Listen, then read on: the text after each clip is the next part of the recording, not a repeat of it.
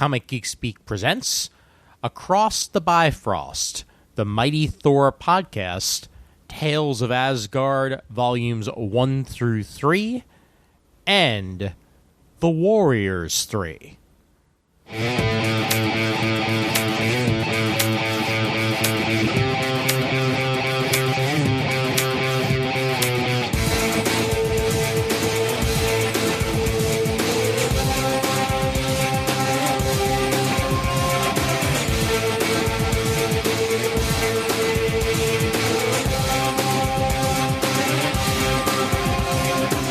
Hey there, guys. This is Ian, and welcome one and all to the show. And this is not our show. You probably noticed that from the introduction, but this is actually a bunch of rebroadcasts. Ryan Dose has graciously invited Chris Ebere onto his Mighty Thor podcast over the past couple of months. And they recorded episodes on the Tales of Asgard. Now, the Tales of Asgard was the backup feature of Journey into Mystery for quite some time that featured other Asgardians other than Thor. They were side stories, essentially, that were in the back of Journey into Mystery issues that Stan wrote back in the day. And Ryan had Chris on to discuss all three volumes of that. And then more recently, he had Chris and myself on to discuss Bill Willingham's volume of The Warriors 3, which was a 4-issue miniseries that came out back in 2010, around the time that they were releasing a bunch of different one-shots around the time of the release of the Thor movie that focused on other Asgardians, and I assume capitalizing off the soon-to-be front-running of Thor in people's minds and hoping to make an extra penny here and there, as Marvel tends to do. It was an excellent miniseries, as you'll hear in the conversation with Ryan that occurs. And I was very happy to be on that episode. Now, each of these episodes runs anywhere from about 40 minutes to 50 minutes. So I figured I'd just compile them all into one collection here for all of you folks to listen in. And, if you want to listen piecemeal, then by all means. If you want to take it all in one shot, then that's also something you can do.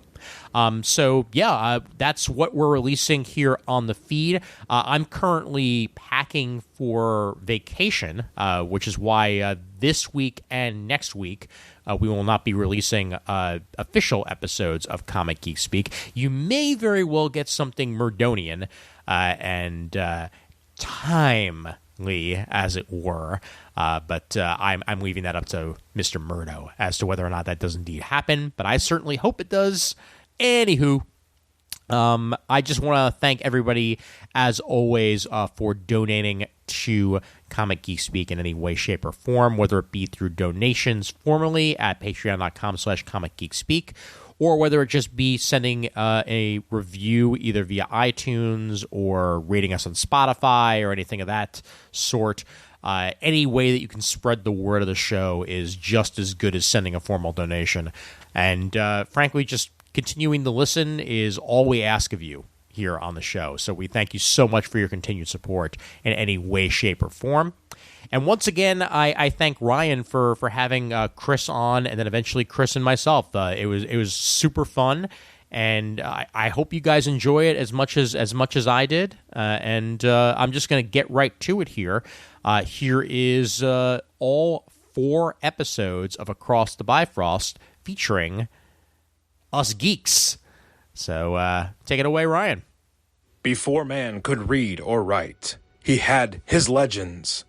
And no legends were more thrilling, more colorful, more filled with fantasy and high adventure than the legends of Asgard, home of the gods, the birthplace of the mighty Thor.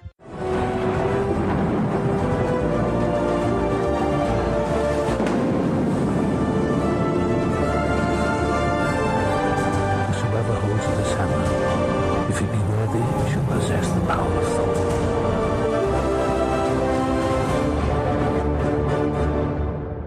Hello and welcome to this week's episode of Across the Bifrost, the Mighty Thor Podcast, where we explore the world of Marvel's Mighty Thor. I am your host, Ryan Doze, and today we take a journey way back into the forgotten myths of North's legend within the world of Marvel Comics, that is. We will be looking back at a series of short backup stories that went along with the adventures of Thor we have been reading in Journey into Mystery. These stories are called the Tales of Asgard. I've really enjoyed digging into these stories lately because they really do help expand the world of Asgard, which is, after all, what this podcast is all about.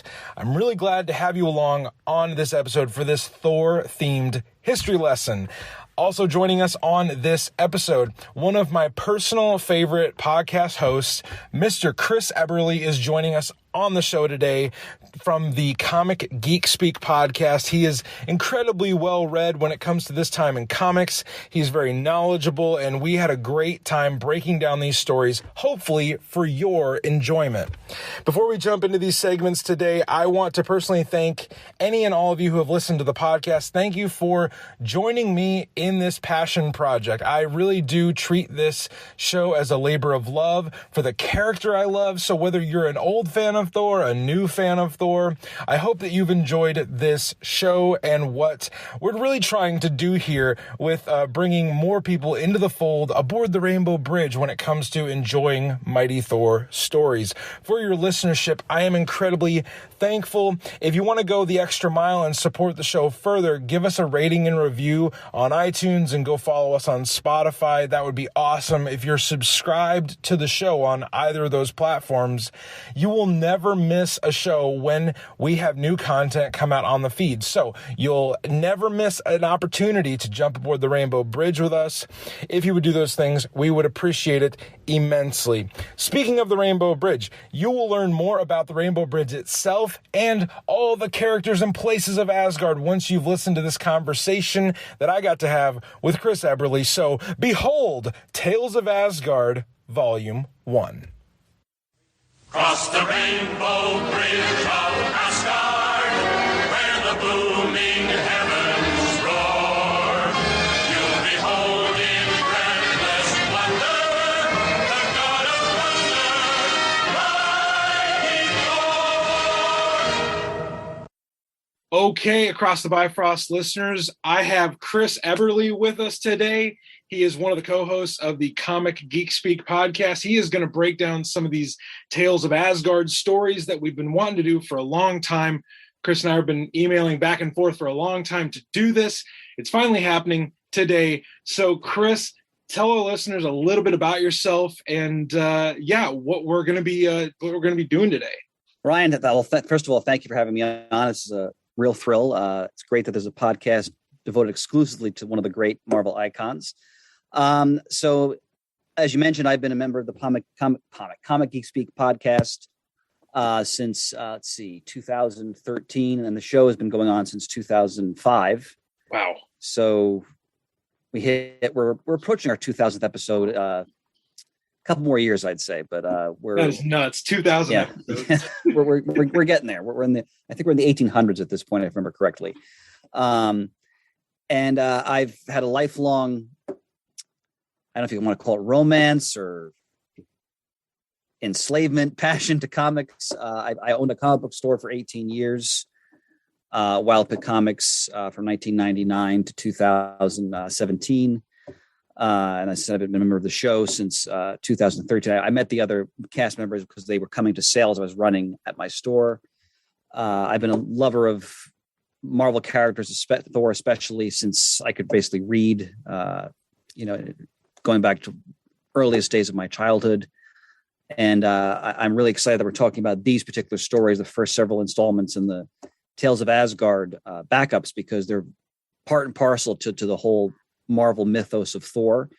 And a lot of key elements in the Thor, sort of the Thor myth, really are developed in these stories. So anyone is interested in sort of getting on the ground floor of the Thor comic and its history, these stories are essential.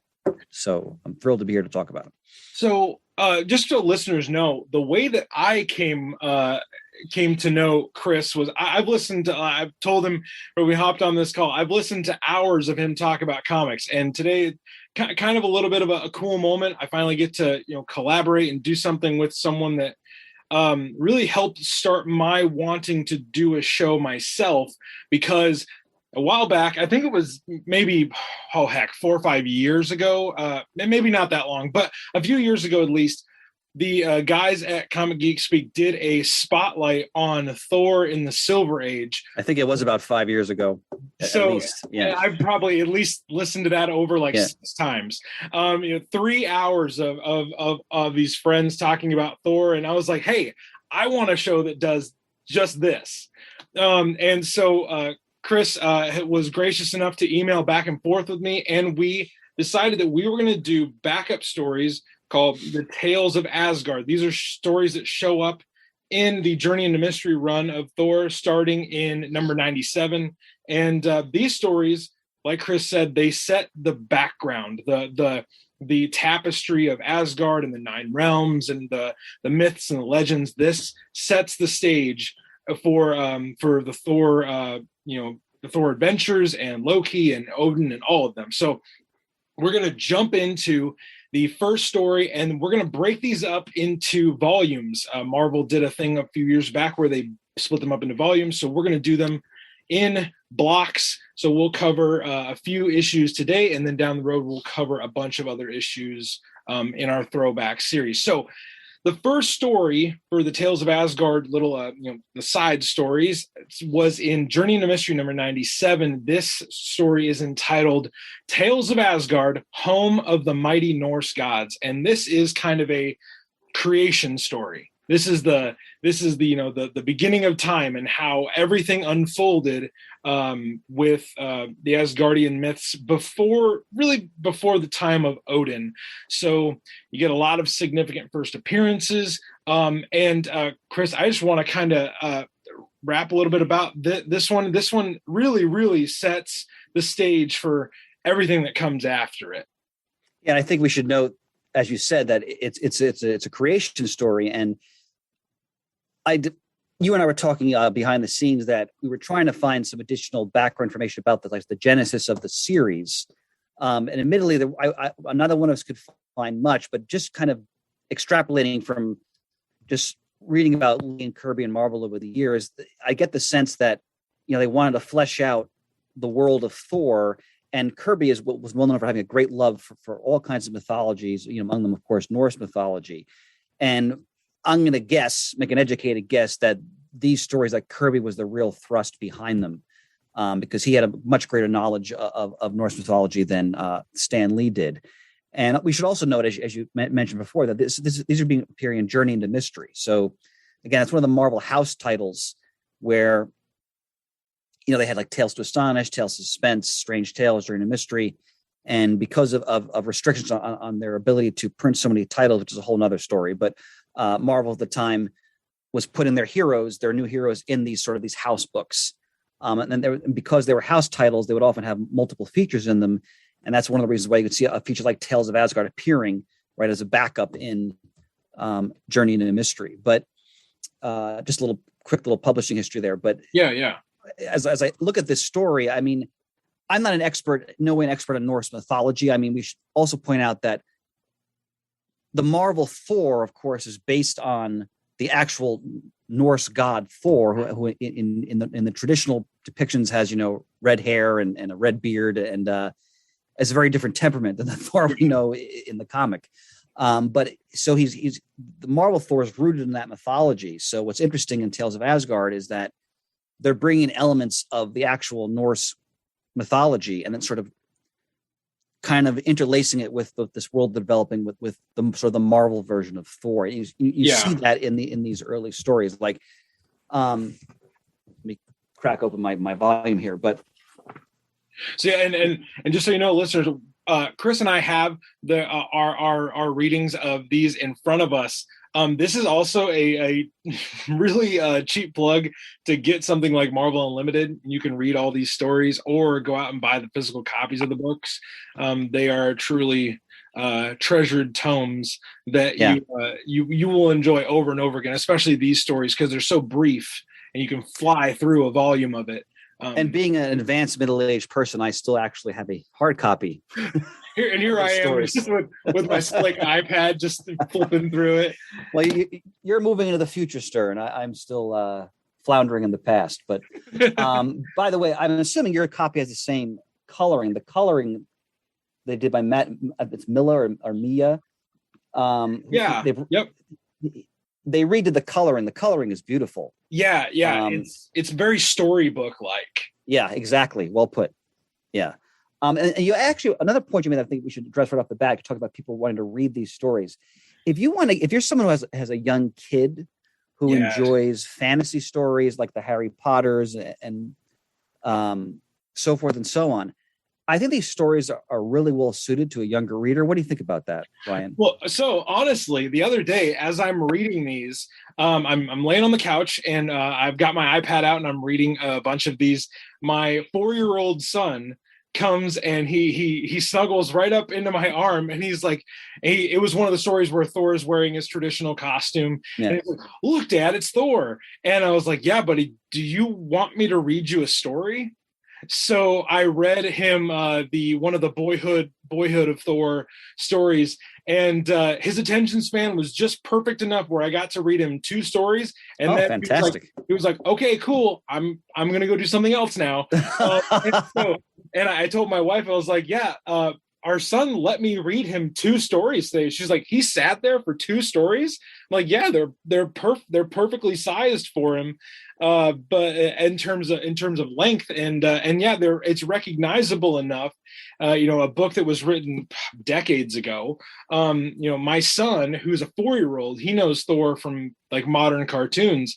He was able to resonate with this as well. So I think that's a good point that these stories really do scale well in terms of even age ranges. Yeah, and in an era when, as you can attest, and I mean I have older kids now, but anything can get kids to read. Absolutely. So, but you made a very great point again. The length of these, because these were backups. So, what are they? 4 pages, I think, something like that. Yeah, like four or 5. Yeah. So, if you have a young kid again who's like Ryan's, who may be interested in these types of characters and worlds, just give them an issue of Tales of Asgard. It may pique their interest. So the pictures are, it's Jack Kirby art, so it's fantastic. It's Stan Lee, writing with these big kind of silly bombastic words. Yes. So, yeah, definitely good for even younger readers, which is two older guys talking about what younger readers would like may seem crazy, but I think these stories are definitely still relevant today. So we get like the first story is a creation story. We come all the way up to Odin. We get the first appearances of some figures that you hear throughout Thor history. Buri, which is the grandfather of Odin. We get Bor, the father of Odin.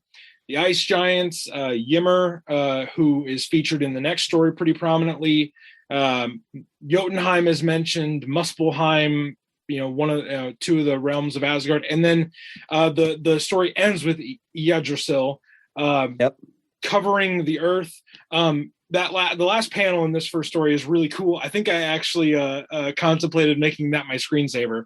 It's the tree covering the entire earth and Odin watching from afar. So a lot of good first appearances. It makes sense for the first story to feature some first appearances.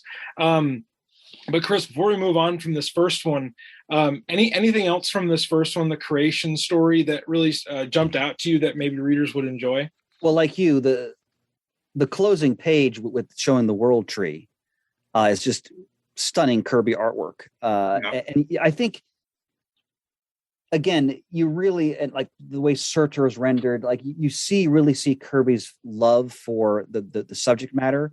And again, I'm speaking as a lifelong lover of Stan Lee as a writer. He's just carrying kind of picking things up here and moving them along, because this story especially is all Kirby. Yeah. The artwork is like when he shows like the first God coming into being through the ice, and it's just beautiful. And it's very much rooted in the Norse myths. So, if someone picking this book up from the opening chapter, there's no Thor yet, so they're going right to. They're really rooting this, at least this early stage, in the actual Norse myths. Yeah. And truthfully, like Thor is obviously in the main issue of the main story that these issues originally came out in. Thor's all over it, but we actually have to wait a few stories in to get to some actual Thor action in these Tales of Asgard stories. But in the second story, it's entitled "Odin Battles Ymir, King of the Ice Giants," and this story we actually covered for my All Father's Day special. We covered this battle between Odin and Ymir. Actually, me and my dad got to read a comic together. My dad is not a comic book lover. My dad had never read a comic, and we read that together on the podcast. That was pretty cool. So if you want to listen to a very in-depth look at this story, go back to our All Father's Day special. That was awesome. But yeah, this is kind of just it's a spotlight on Odin and showing us how powerful Odin is. He flexes on some ice giants. And it's really just a combat adventure story. Nothing super standout here. There are some really cool panels where Odin splits a mountain in two. Yep. That's pretty cool. I just mentioned that. And just the blast pounce, classic Kirby of Odin on his throne and all his majesty, clutching his sword. What's interesting about Odin is that as we go through these stories, and then as I'm sure you know, as a lifelong Thor fan, Odin's personality can, shall we say, sometimes be prickly and difficult. That's a nice way of saying kind of an asshole. Yes. So, and as we move through these stories, you start to get little. That's more like in the main Thor stories, but you start to get glimpses of it in here as well. Or sometimes he has mercurial reasons for why he does certain things. And I think it's interesting that as you progress through these, and you get more and more of Lee's presence and his singular approach to scripting and the voice of the characters. But he often uses Odin in these stories like a vehicle to sort of teach certain lessons. Not just to Thor and the audience. So I love how they're interweaving the actual Norse myths with all this. Speaking of myths, kind of jumping right next into the third story, it's quite simply entitled Surtur the Fire Demon. And we see Odin's encounter with Surtur. This leads to Surtur being locked within the core of the earth, which is not something I knew. I did not know that that's where we start off with Surtur. But this first really long, well, not long form, but a focused encounter between Odin and Surtur. Surtur becomes a monumental deal. Oh God. Later on, into Walt Simonson's run on Thor. That's the classic era, for that character. I mean, Surtur is the thing. I remember walking into Thor Ragnarok, the movie, thinking that Surtur was going to be the big. He's kind of goofily used in the beginning of that film. Yeah. When his little tiara comes off, I was like, oh, okay. Thought that was going to last a little longer, but this is one of the first stories we get to see Surtur actually engaging with Odin, and they have a good fight that ends with Surtur being trapped within the core of the earth. So, I mean, first real focused look at Surtur, Chris. What were your takeaways from this one? Lots of good imagery. I'll say what really struck me about this story was, I mean, besides the artwork. We're going to be a broken record about Kirby's artwork in this episode because it's breathtaking. You're probably going to hear the phrase "stunning Kirby artwork" a lot because it's just like default. Yeah, but what really struck me was at the end where Surtur tries to use a gift to sort of bribe Odin to free him so he can be freed from his imprisonment, which clearly Odin did not. I think Odin took the gift, but then probably still didn't free him. That seems like a very Odin move. Yeah, this little glimpse of like sort of politicking between these beings to try to gain advantage over each other. So that just struck me as interesting. Otherwise, it's like you said, it's an action issue. There's no dialogue. It's Lee providing sort of breathless narration to the events. But again, like we have to remember that Kirby also did a lot of the classic. When Marvel was sort of considered the Atlas Company in the 50s, they did a lot of monster comics. Yes. And you see his chops there when it comes to that, like where Surtur's hand becomes the different serpents. Yeah, that's a great image. Even the panel of Surtur kind of lurking underneath the lava with his hand out like this. I mean, that's absolutely that's monster comics right there. Yeah. So again, we have to remember that these artists, where they were coming from, what they had been doing prior to the Marvel age and the advent of the Marvel heroes, they're going to bring all of those elements into these stories. You definitely see that here.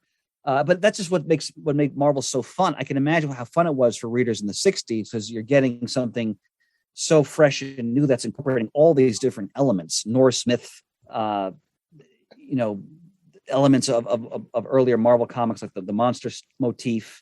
It's really fun. And again, as you progress through these stories, what I really love about Thor and the Silver Age, we'll get a glimpse of it when, for the latter stories we look at in this episode, is when they go more and more cosmic.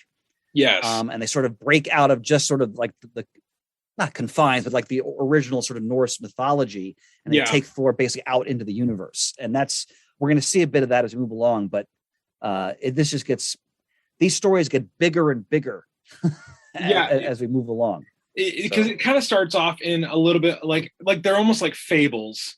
Yeah. They're little one-shot stories. They're like, hey, here's a cool little thing that Thor did once, or here's a thing, a monster Odin beat. They don't really interconnect. And then later on in Tales of Asgard, we get an actual arc. We get actual, episodic storytelling later on. But jumping into the fourth story, this one is just simply put called The Storm Giants. This came out in the 100th issue of Journey into Mystery, and this is the first glimpse of boyhood Thor that we get in Marvel Comics. Thor and Loki go on a secret mission as tiny little boys with their adorable bangs. They go on this little rescue mission to retrieve the golden apples of Idun from the Storm Giants. So they're going to sneak into this giant castle, and they're going to retrieve the golden apples and bring them back to Odin. The only real first appearance that I noted here was Angnar, King of the Eagles, is in this. He's they kind of pull a Lord of the Rings here, where the eagle takes them to safety. But also, I guess I didn't really even look too hard at this one, but the golden apples, I think it's the first reference of the golden apples here. And those are canonically the things that give Asgardians their immortality. Right. How they can live thousands of years. There's actually a reason. It's not just, they live long because. No, they have to consume these apples to live the long lives that they do. But anything from this this kind of almost like Home Alone kind of like story. At one point, Thor rides a salt shaker, giant salt shaker, and they get pepper in their eyes. Like, this is like Home Alone, but as a 5-page comic. That's well put, sir. Well put. I loved, you get the first glimpse of, just the burning jealousy of Loki and his determination to sort of be always one step ahead and one up his as he put it in one comic I read years ago, my doltish half brother.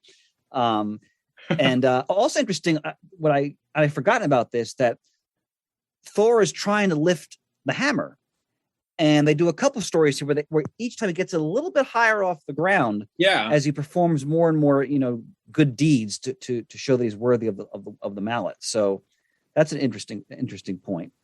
Yeah. And then go ahead.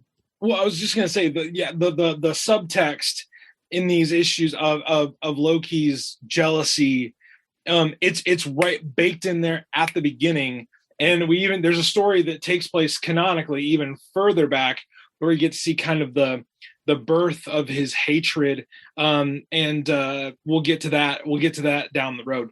But this this rivalry between Thor and Loki has been there from the beginning, and there actually is a reason. Like, Loki is not one of these bad guys where it's like, well, I'm a mustache twirling, villain, because I just he's not Snidely Whiplash trying to tie people to train tracks for no reason. He has a reason to hate Thor, and most would probably even say a justifiable reason for his jealousy. But yeah, this is the first, adventure that they go on as brothers on the same side. So kind of a cool little story for them. The next story is entitled "The Invasion of Asgard." So this is another adventure battle issue where Loki tricks Thor into guarding an opening in Asgard's defenses that he put there, and Thor is kind of like, well, okay, I've got to prove myself. I've got to stand up against both Thor and Odin. Sometimes you're like, you're still gullible about Loki. You haven't figured it out yet, but that happens from time to time. Like, guys, if you don't want him to keep tricking you, quit falling for it. Yeah. Like, the only reason he keeps doing it is because you don't do anything different. And Thor is attacked by a kind of a myriad of different kind of third-rate villains, and eventually Odin comes to save him. But there's various villains that show up here. The Norn Hag shows up, Ulfrin the dragon, the Rime giants, rock trolls, etc. Just kind of fodder for Thor to be up against, and basically to prove that he's outmatched and he can't fight this battle alone. So we get to see Thor exert his bravery in this episode. And look at that opening splash page. Yeah, of Heimdall standing vigilant upon the Rainbow Bridge. Again, the way Kirby could capture, like, that's a god. Like, the way he's standing, just his sheer presence on that page. I mean, he dominates that page with his power. He's very regal. Yeah, it's magnificent penciling. The way he captures Heimdall there. Yeah, man, I'm just kind of stunned looking back through these panels. There's even one of my favorite panels in this story was when Ulfrin, the dragon, doesn't breathe fire from his mouth. He shoots 2 jets of fire from his nose. Yeah, that is gross. But nothing that lives can withstand my dragon's enchanted breath. It's like, I can't beat an Asgardian teenager. What the heck am I doing here? Below that, the panel of Thor being transformed, yes, into a tree is pretty chilling and creepy. Speaking of the panic monster on his face, yeah, his eyes are very horrified, and his face is kind of almost wrinkled.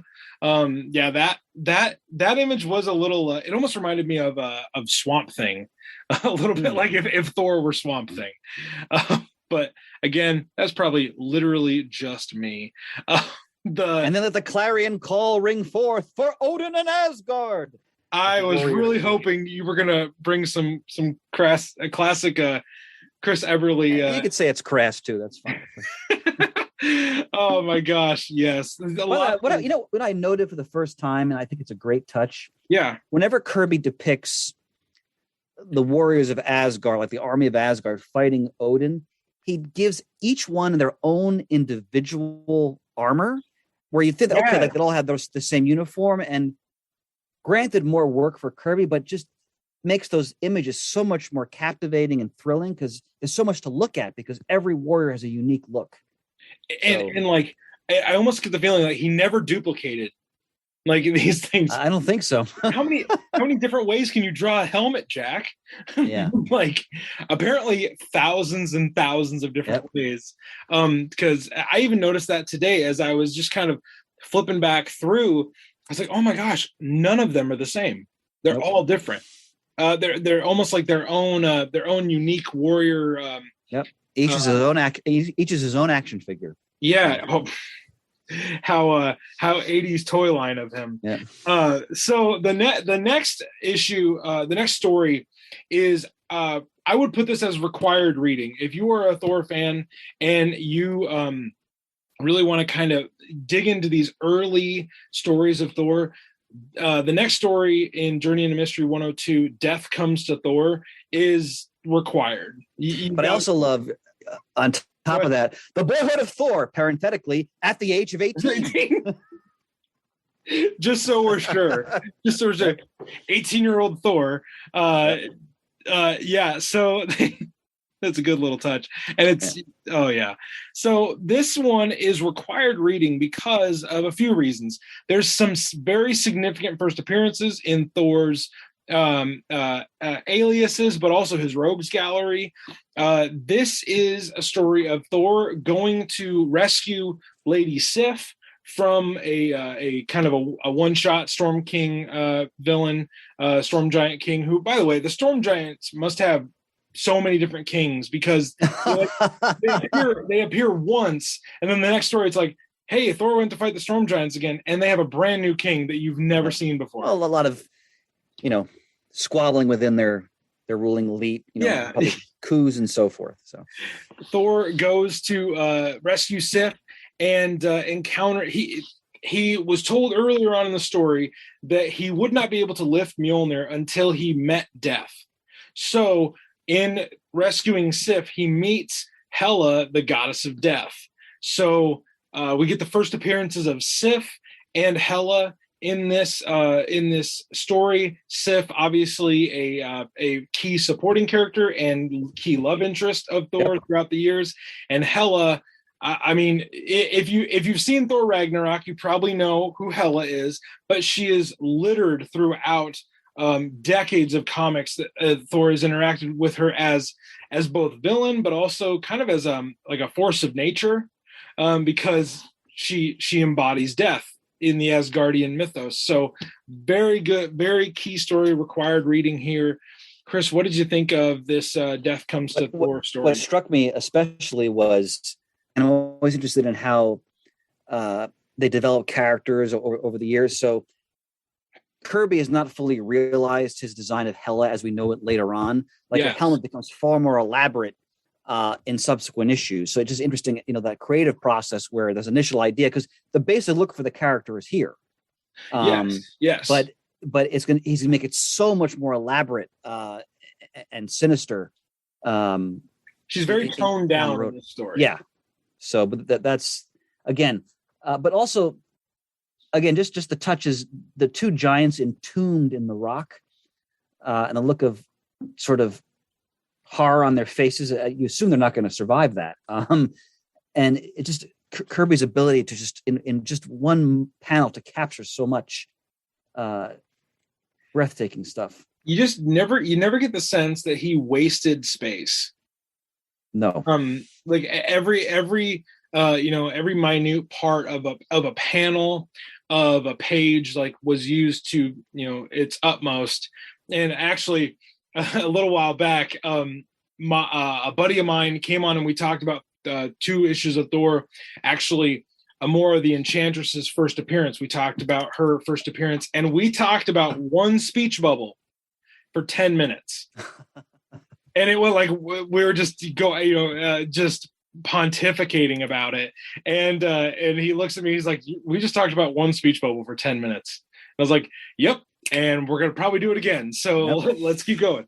But yeah, Death Comes to Thor, big story. At the end, Thor rides off with Sif, and he is off to the next adventure, which is Thor's mission to, I couldn't pronounce this correct to save my life, probably Mimir or Mimir. Mimir, I don't know. It sounds like baby talk, but we both might be wrong there. It sounds like how Darcy in the Thor movie. It's meow meow. Yeah. So this is a story of Thor going and using an enchanted dwarven ship to go meet Mimir, who is I'm not gonna be able to do it. He uses a piece of Yggdrasil to create the first humans. So this is where the human race comes into the Norse mythological stories. So we get the first appearances of the Asgardian version of the dwarves in this story. King Sindri is in this as well, and we're very important because they forge a lot of the great weapons of Asgard. Yes, and in a few Tales of Asgard stories, we'll get to Nidavellir, we're on Nidavellir in this story. So the home of the dwarves is here, and we get to see a little bit of that. I did love in this story that Thor fights a giant boar who's just got another hammer.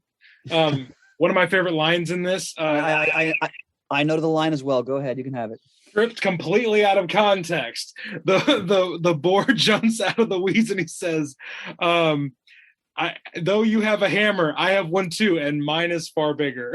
Yep. Big hammer energy. My gosh. Well, just sensibilities culturally change as the years pass. I mean, remember Marvel did a title, in the 70s, Giant Sized Man thing. So, giant size man thing. 30 years from now, they'll be laughing at something we took for granted. So oh yeah, I love when things don't age the way people intended it. At the end of this issue, we get the first appearance, probably only prominent appearance, of Aski and Embia, who are in Norse mythology, the Marvel version of this. They're the first humans. Yeah, it's Adam and Eve, basically. So. It's Adam and Eve. Yep.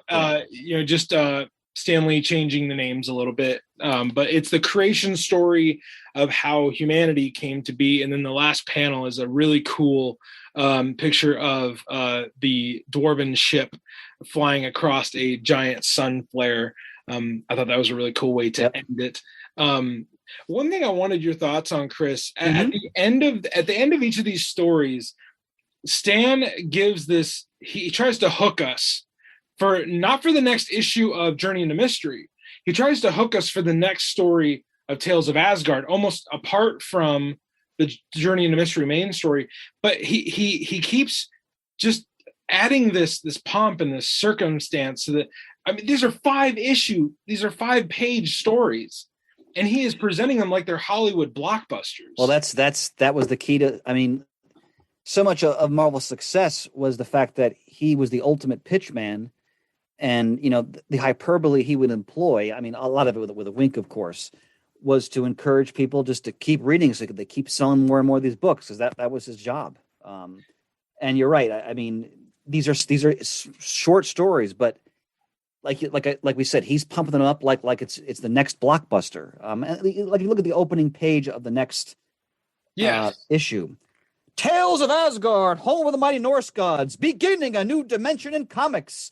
Biographies in depth of Asgard's heroes, and then just so you don't miss it, Heimdall, guardian of the mystic Rainbow Bridge. It almost takes up like half the page. My gosh. Yeah, but they'd come upon a winning formula. You've got one of the, if not the greatest artists in the business, and you really want to punch up what he's doing and make people aware of it. So that was a big part of Stan's job as the editor and the writer, and clearly it worked because we're still talking about it. So just a quick aside before we wrap up this volume of Tales of Asgard, I wanted to get your thoughts just real quickly on and I know this is not like this is a opening up Pandora's box and then asking you to close it real quick, but with Stan and Jack being such a legendary team. They are synonymous with Marvel Comics, especially this age of Marvel Comics. But is that what made them such a great duo? The creativity and the artistic touch of Jack Kirby, and then the over the top showmanship of Stan Lee. What's your opinion on? My humble opinion on that, just based on reading so many stories over the years and reading interviews and histories, I think if you look at both men separately, Kirby already had even before Marvel, Kirby was already an enormously important creator because of the work he did back in the 40s with Captain America. They did all kinds of work for DC. He even did a Captain Marvel Shazam story for Fawcett. He already created, he and his partner Joe Simon created the romance comic genre. They did war comics. They did Captain America. They were already well established. Boy Commandos, etc. And there's so much more. I'm just hitting the surface here. And Lee was kind of toiling in obscurity as an editor of this other company that was dwindling in the 50s. So I think when you bring the two men together, I think Kirby, when you look at Kirby's work, his imagination was so unbelievable. He looked like this new God stuff later on from what we call the Bronze Age, the 1970s. Lee, of course, wasn't involved in that because that was a DC property. And the concepts are dazzling. The art is amazing. Some people don't care as much for the scripting, Kirby scripting himself. My humble opinion is that Lee was a highly experienced art director and editor. He'd been working in comics since he was a teenager. Yeah. In fact, his first job was actually as sort of like an office boy for Simon and Kirby when they worked for Timely when they did Captain America. That's so Lee had all these years of experience, and when Kirby came back in the late 50s and the 60s to what became Marvel, I think Lee realized, look what I got here.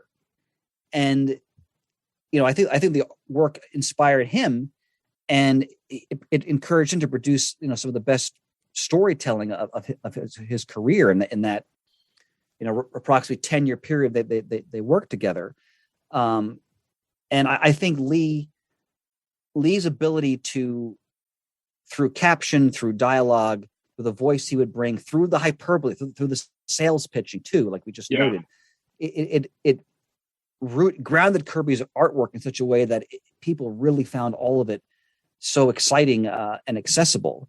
And I didn't use accessible as a negative term. It's just when you look at Kirby's work after he leaves Marvel, he does New Gods, he does Commandy, he does all kinds of wild stuff.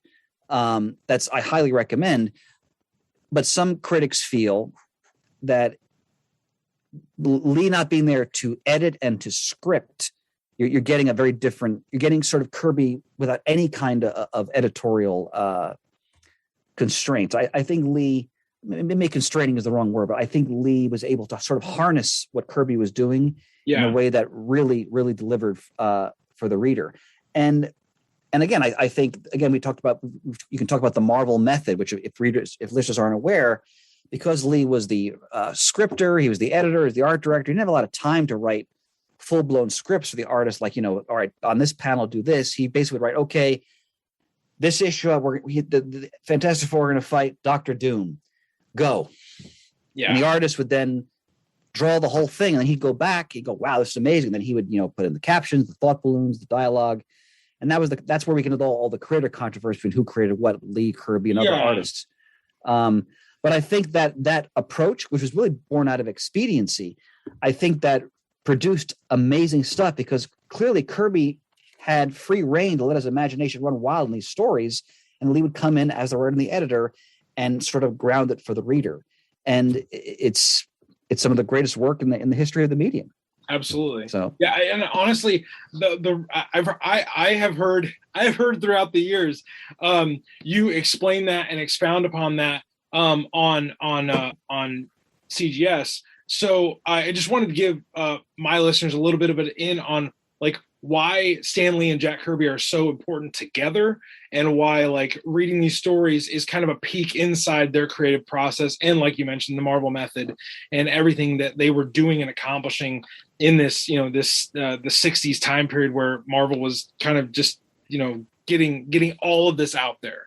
But the last story that we're going to cover on today's version of Throwback Thursday is a Heimdall story. This is basically Heimdall's origin story. This is how we know him, the way we know him today, as the guardian of the Bifrost. But he wasn't always that. In fact, Odin, throughout this story, he's picking someone to watch. It's a job. It's a group job interview. Yeah. He brings these three guys in the room and like, okay, what do you guys think of each other? Yeah. They do not think highly of each other. No. But yeah, they go through some testing, and then eventually Heimdall is named the Watcher of the Bifrost. So, Chris, a little bit of a look into Heimdall's origin. Why would it have been so important to focus on Heimdall here? I mean, Heimdall's not even a main character in the main story at this point. So again, I just think we're seeing Kirby's love for the subject, and by the way, I love even have Odin's gardener play an important role in the story. You know, because obviously Odin as the overlord has his own gardener, but you know, Heimdall is so important because he's the sentinel, like he's the watchman, he's the sentry on the Bifrost, or as they refer to it then, the Rainbow Bridge. And how many times have we seen through the years, like the image of Heimdall's eyes gazing into the very fabric of the cosmos? And I think it's great that they're establishing that, like you said, he's not a vital character in every single adventure of Thor, every issue, but he's one of the underpinnings of the entire Asgardian society, because if he falters in his duty, they could be overrun by outside invaders. So, and I also want to point out, Kirby's inked here by another one of the great mainstays in the early Marvel stable, which is Don Heck, who is the co-creator of Hawkeye and the Black Widow. And he penciled the original appearances of Iron Man as well. So basically, Lee was relying on Jack Kirby. Steve Ditko, of course, is the co-creator of Spider-Man and Doctor Strange, and Don Heck in these early years. And here Heck is doing inking duties. And if you study Kirby's artwork, and there are people who are far more better authorities on this than me, but certain inkers, some people feel bring out more of the quality of Kirby's artwork than others. Like we talk about Vince Colletta later on. I think I really love his inking of Kirby on Thor. But Heck is a great penciler in his own right. It's thrilling to see him ink Kirby's work on Thor here. Like the page where Heimdall is gazing into the fabric of the universe, as I said, so good, is beautiful. So good. You get kind of almost that senior picture kind of like fade in of the stars on his helmet.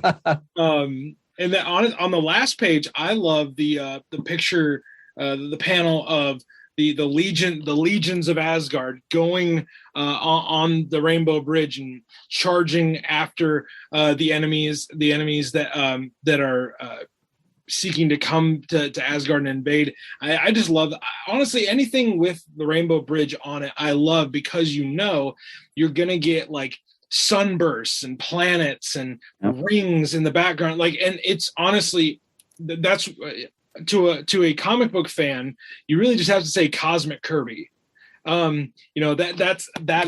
It's kind of his bread and butter, and it's just so good. And I know we've said it, over the last few minutes, we've said it so many times, but that's why it endures to today. Well, and not, as you said, the cosmic element, because the way he conceived his version of Asgard, so that floating like asteroid in space in a sense, and like the eye-popping effect of the bridge, and like when they're crossing the bridge on horseback, and you just sense that they're just the great expanse of the cosmos is before them. And I remember when the first Thor movie came out, and they showed the bridge and they showed the city, I turned to my friend, I said, "It's Kirby," and because clearly they studied these books, because there were elements other, like the city kind of like jumped out of Flash Gordon too as well. But it's all here, folks. This is where it all starts. So, and that story wraps up the first volume of our Tales of Asgard series. We're going to be back next month to cover the second volume, where we get into more characters. Like we're going to do Heimdall again. Balder the Brave shows up. Balder is a big deal in Thor's supporting cast, and missed in the Marvel Cinematic Universe. Yes, we get no Balder. Yeah. There's so many characters they haven't done yet. Yeah. Why Ulick is not in a Marvel movie? It blows my mind. Give me 5 seconds of Ulick in the movie, please. And then we get some more Thor and Loki boyhood stories. So we're gonna cover those next month in Volume 2 of our Tales of Asgard series.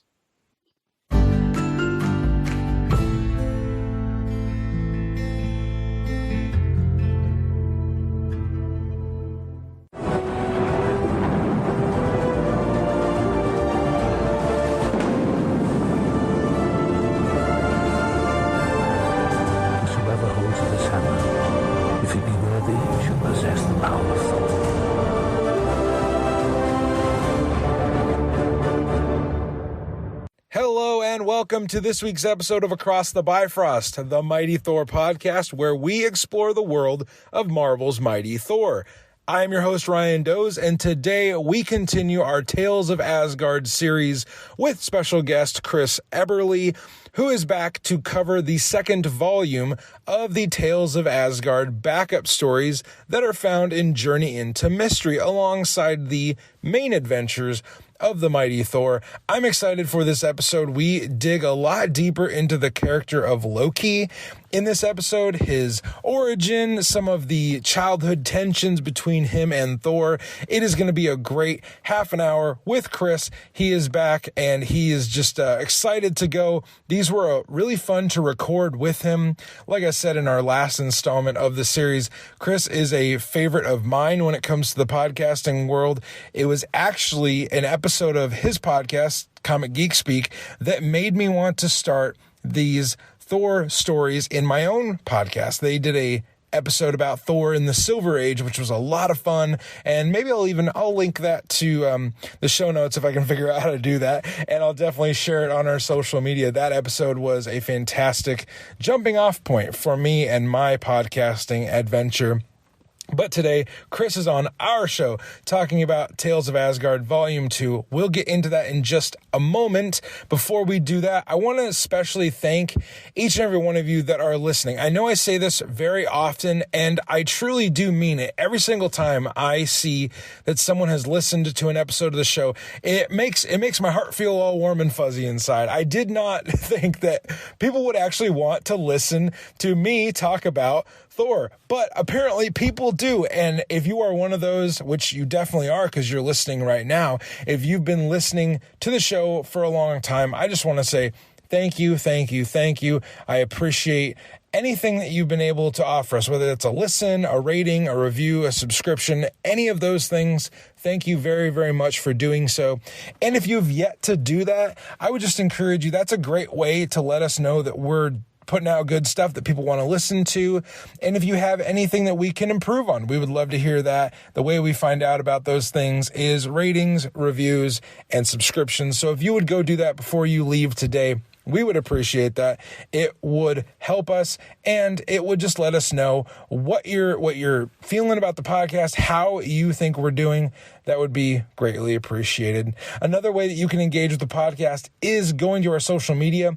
We have always had an Instagram account. It's at Mighty Thor Podcast. If you're on Instagram, go give us a follow real quick, and we can continue the conversation from our episode today on that Instagram account at Mighty Thor Podcast. Also, last week, I let you guys know that we started a Facebook group. For those of you that prefer Facebook, we started a Facebook group for the podcast so that we can continue the conversation on that platform. If you want to be a part of that group, it is a public group. We just ask that you be kind and you be hospitable and just good to the people that are in that group and good with our topic, Thor and his world. Go to Across the Bifrost on Facebook. Follow us, join the group, and we would love to continue the conversation there. And hey, invite a friend to come along with you on any of these accounts. Share the episode with a friend. Be a good friend. Share Across the Bifrost with them. We would appreciate that. But all of that being said, it is time for us to talk about Tales of Asgard Volume 2 with the professor himself, Chris Ebere. Let's jump into these stories. Cross the rainbow bridge of Asgard, where the booming heavens roar. You'll behold in breathless wonder the god of thunder, Mighty Thor. Okay, everybody, welcome back to our Tales of Asgard series. I am again joined by Chris Ebere of the Comic Geek Speak podcast. Chris, how's it going? Well, as Thor would say, it's, I don't know, magnificent, splendid. I'm full of all inspiration to be here, sir. Thanks again. So we are covering a few more stories in our journey through the side backup stories, Tales of Asgard, that were in the Journey into Mystery comics. We left off with an introduction to Heimdall last time. We're going to jump into another Heimdall-themed story. In Journey into Mystery 105, this backup story appeared, and it is entitled When Heimdall Failed. So we're starting off. Wait a minute, Ryan. Wait a minute. When Heimdall Failed. There you go.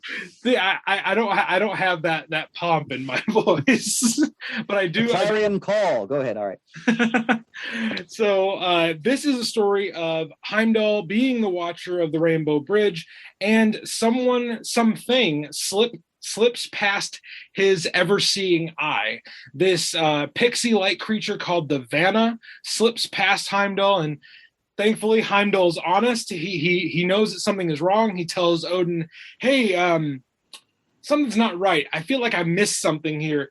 And luckily, the creature is captured. There's really no significant first appearances here, but just kind of a fun story of Heimdall being honest and being a good guy, and the plans of evil not succeeding yet again against the people and the gods of Asgard. And let's point out again, always returning to my reverence for Kirby. On the third page, just sort of that random war machine in the bottom corner. The bottom right panel there. Yeah. Just again, if you go through Kirby's work, especially in the later Marvel period, his ability to conceive of just wild Kirby technology from the innermost reaches of his imagination, especially in the Fantastic Four, of course. But you see it a lot in Thor too, because when Thor becomes more and more cosmic in his scope, and I don't know what it is. It looks like it's some kind of war-making device. Maybe it provides heat. I'm not sure, but it looks damn cool. They don't really explain what it is. No, it's just there. There's like lava being poured into it, and it looks like a furnace, but it also kind of looks like a tank. Yep. It's quite an imposing vehicle that we never see again. Yep. But what did you think of the design for the Vanna in this? It's a very pixie-like, very I don't know. It's just kind of an effeminate looking little winged creature. Yeah, I'm not well versed in Norse mythology, so I'm going to guess that the Vanna are from Norse mythology, since Kirby was so well versed in it.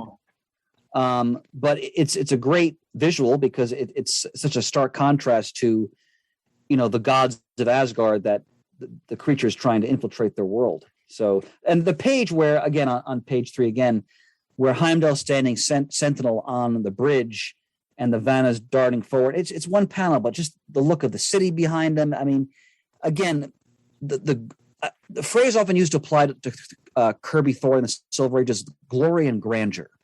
Yes. And we definitely get that here just over and over in spades.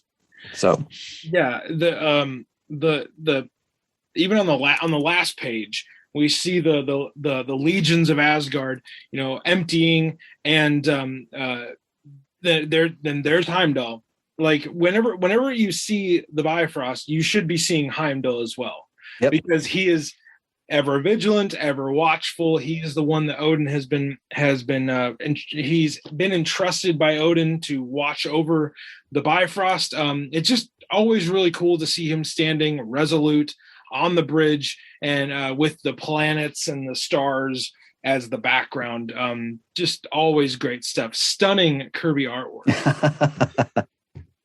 The next story we get, actually the next few stories we get, focus in on a character that some newer, maybe movie fans of Thor may not know of, because he criminally has not shown up in the movies or really any of the TV show, cartoon. Nothing.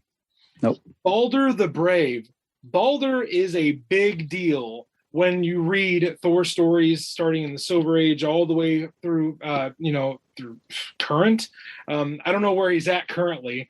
I'm not sure either. Yeah. Yeah, Balder is a key supporting character. He acts as kind of a right-hand man. He is one of the noble warriors of Asgard, and we get to see a test of his nobility in the next story. Simply, I'm gonna take a shot at it. Simply, just Balder the Brave in big, huge letters. Balder is kind of given this headline cover, and there he is standing before Odin, and Odin's got some stuff to talk to Balder about. And by the way, that opening, now we have Vince Colletta inking Kirby in the stories. Now Vince Colletta is a very controversial figure in sort sort of the history of comic book inking, because some people feel he was known for getting work in on time. So a lot of editors would use him, but a lot of artists didn't like his work because they felt he would rush and sort of blot out a lot of their background material. So like when you get into like people are really get into discussing and debate like the merits of like pencilers and inkers, which is like a subculture within like comic book fans. There's always been a fierce debate about Coletta's inks. But I think his inks actually served Kirby better in Thor than on other books. There's almost like a Prince, like you said before, like a fairy tale, almost like a Prince Valiant feel. Yes, like when you look at Balder standing there, erect, holding the sword at attention, it's really beautiful, and it has like almost like a faded, like you said, sort of storybook quality to it. So I actually like the inking here quite a bit. So, and this, I think. So one thing about Balder, let's just kind of side aside with Balder. He is the ultimate loyal lieutenant. Like he is noble to a T. He tells the truth. He's super honest, and in this story, he actually shows a little bit of his empathy when he departs from battle to help out an animal in need. Odin gets freaking pissed that like, what the heck, man? Come on. And so because he disobeyed the order of Odin, he is put under these trials. And as the trials progress, nature intervenes on Balder's behalf. So an archer, the greatest archer in all of Asgard, of course, he's right there, ready to go. But the greatest archer in all of Asgard is Tyr.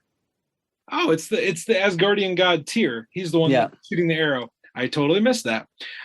Tyr, also a important supporting character in Thor's world. So as Tyr shoots this arrow towards Balder, Balder's just standing there, just ready to take it, because he's loyal to a T. And this eagle comes out of nowhere and snatches the arrow out of the air. It's like, okay. Let's try this again. So then another Asgardian warrior chucks a spear at Balder, and there's Balder just standing still. He's gonna obey the orders of his king. And out of nowhere, these vines grow up out of the ground, and they trap the spear before it can get to Balder. Again, Balder hasn't moved, and all of nature is coming to Balder's aid. And Thor's the voice of reason. He's like, hey, maybe we let this one slide. But then of course Odin reveals again one of his sort of duplicitous lessons. It was I who summoned the hawk, I who called forth the plant. For I have a gift for thee, brave Baldur, the gift of invincibility, that a gift which can only be won when through trial and test. From this day hence nothing can harm thee. All hail to Odin, wisest of the wise. That's one of my least favorite speech bubbles in this entire story. Is like, all hail Odin. Okay, he's being kind of a jerk to Balder, but that's the way Odin works, Exactly, he's manipulative. Oh my goodness, yeah. So it was it's the WandaVision song, like it was Odin all along. Yep. By the way, am I remembering correctly that they retro continuity later that Baldur is actually Thor's brother? Yes, right, or half brother or something like that. He's somewhere thrown in. I think they're all like, I think Loki, Balder, Thor, Tyr, they're all kind of they're all brothers in some way. Okay, it's very very pantheonistic of them. Right. But yeah, this story gives us a little bit of a glimpse into Balder's character. The next story, we get to see one of my favorite Thor villains show up for the first time, and we find out why she's so enthralled with Balder. So the next story is really simply titled. I also love that these stories are very simply titled. Yep. They get right to the point. In the last story, Balder was brave. We get it. The story before that, Heimdall failed at something. We understand this. This one is Balder must die. So let's go. So in this, the opening cover is Balder sitting on a stump, kind of Snow White style, with a bunch of different animals around him. He's playing an instrument, and then there's Loki just skulking like a creep in the background. He must destroy Balder because next to Thor, Balder is who he despises the most. So this story unfolds with Loki trying to get the services of Karnilla, the Norn Queen, to thwart Balder. Chris, Karnilla, the Norn Queen, any thoughts on her? She is one of those other characters that I have really missed in the MCU. I think... well, what's interesting about her is that they established down the road that she is deeply infatuated with Balder. Yes. And that drives a lot of her motivations. They don't really get into that here, but like you said, a lot of these stories, they're introducing characters and concepts they're going to get a lot of mileage from in the years to come. Notice also Loki is in his classic Silver Age outfit that the actor Richard E. Grant cheerfully wore in the Loki television show. So good. I'm so glad they gave him that costume. Yeah. It's just. I also love that Balder's almost got like this Zen quality to him. So he stumbles because he wants to avoid stepping upon a nearby caterpillar, which we don't even see in the panel. Like, I mean, maybe he's more like a Buddhist in that sense. But. Yeah, he doesn't want to kill anything, but somehow he's still one of the most valiant warriors in all of Asgard. Kind of an interesting paradox there. But we come to the end, and Balder has thwarted the plans of Loki with the help of Karnilla. And Karnilla actually, so something I find interesting about Karnilla is she is not completely a villain at times, and she's not completely an ally at times. She operates in that neutral zone. She pursues her own interests. Exactly. And sometimes they're to Thor's advantage, sometimes they're not. So yeah, so she thwarts Loki's plans here because we see kind of the beginning seeds of her at least favoring Balder. And then in the next story, we get back to Thor. We've trapped by the trolls. As we've been talking about, as only Jack Kirby can do, as only Chris Ebere can do. The next story, we go back to Thor. We spent some time away from him in these Tales of Asgard stories, but readers at the time were not starved for Thor because they were getting him in the main stories. But in this story, we see Thor arrive to a troll camp city, their location, and he's dressed up, disguised as a weary traveler, and he gets captured on purpose so that he can free other Asgardian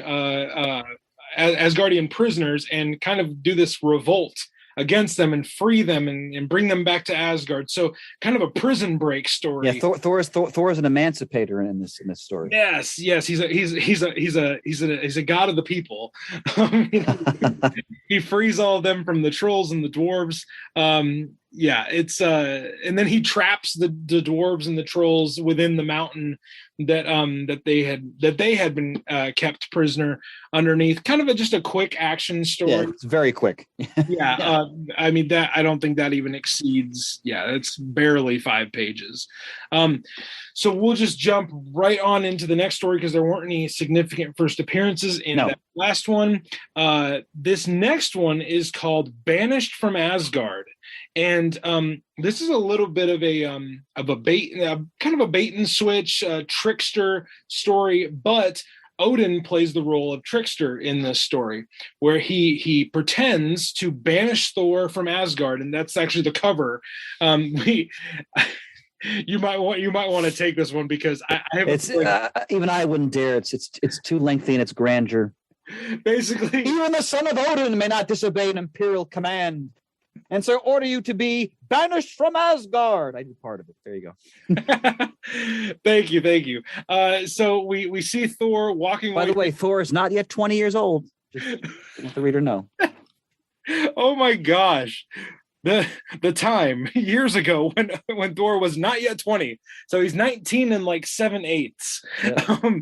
And then the place, Asgard. Thanks for including that, Stan.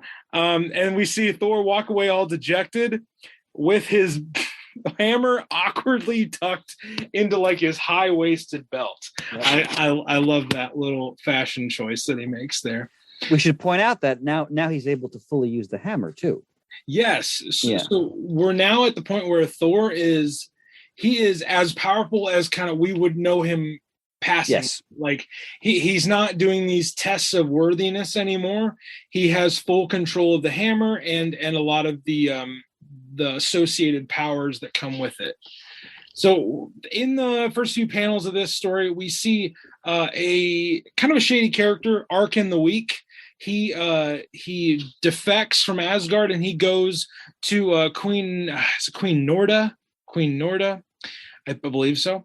She is the queen of the mountain giants, and Arkin has defected, and he's wanting to get vengeance on Odin and Asgard, and kind of a get back at you betrayal story. And as Thor has been banished, the mountain giants chase him into a cavern that, surprise, surprise, was a trick all along. It was Odin all along, because Thor finds a way out of the cavern, and there's Odin with the army of Asgard, and they've trapped Norda and the mountain giants, and figured out that Arkin was the culprit all along. Yeah, basically, Odin has launched sort of his version of like a whole espionage ruse to reveal the defector, essentially. But again, the stars, the artwork, like the page where Thor is on the steed being pursued by all the giants. And they're all behind him. You can get a sense of the scale, but their stature compared to his. Beautiful. And then even the last panel of this story is Odin and Thor leading the legions of Asgard back, and these magnificent sunbursts behind them, looking very regal and very royal. By the way, Ryan, speaking of that, have you ever watched the 1960s Thor cartoon? I have. So after you guys talked about it on the show, I went and looked at clips.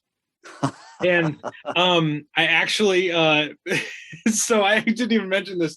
The theme song, I actually have I play it before every throwback section. Well done, sir. Well done. So the fans of Across the Bifrost will have already heard the song as we're talking about it. I love the song. The song brings me so much joy.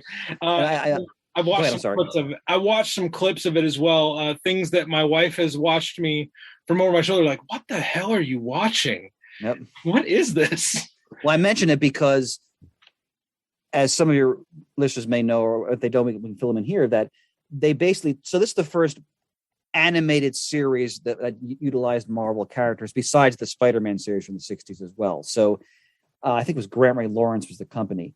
And they basically, all they did was they took basically stills of like this artwork, and they animated it with like they move an arm or a mouth for talking, and it's very, very primitive, but by today's standards. But you're seeing Kirby artwork in a sense come to life in these cartoons. Yeah. So they're a great time capsule.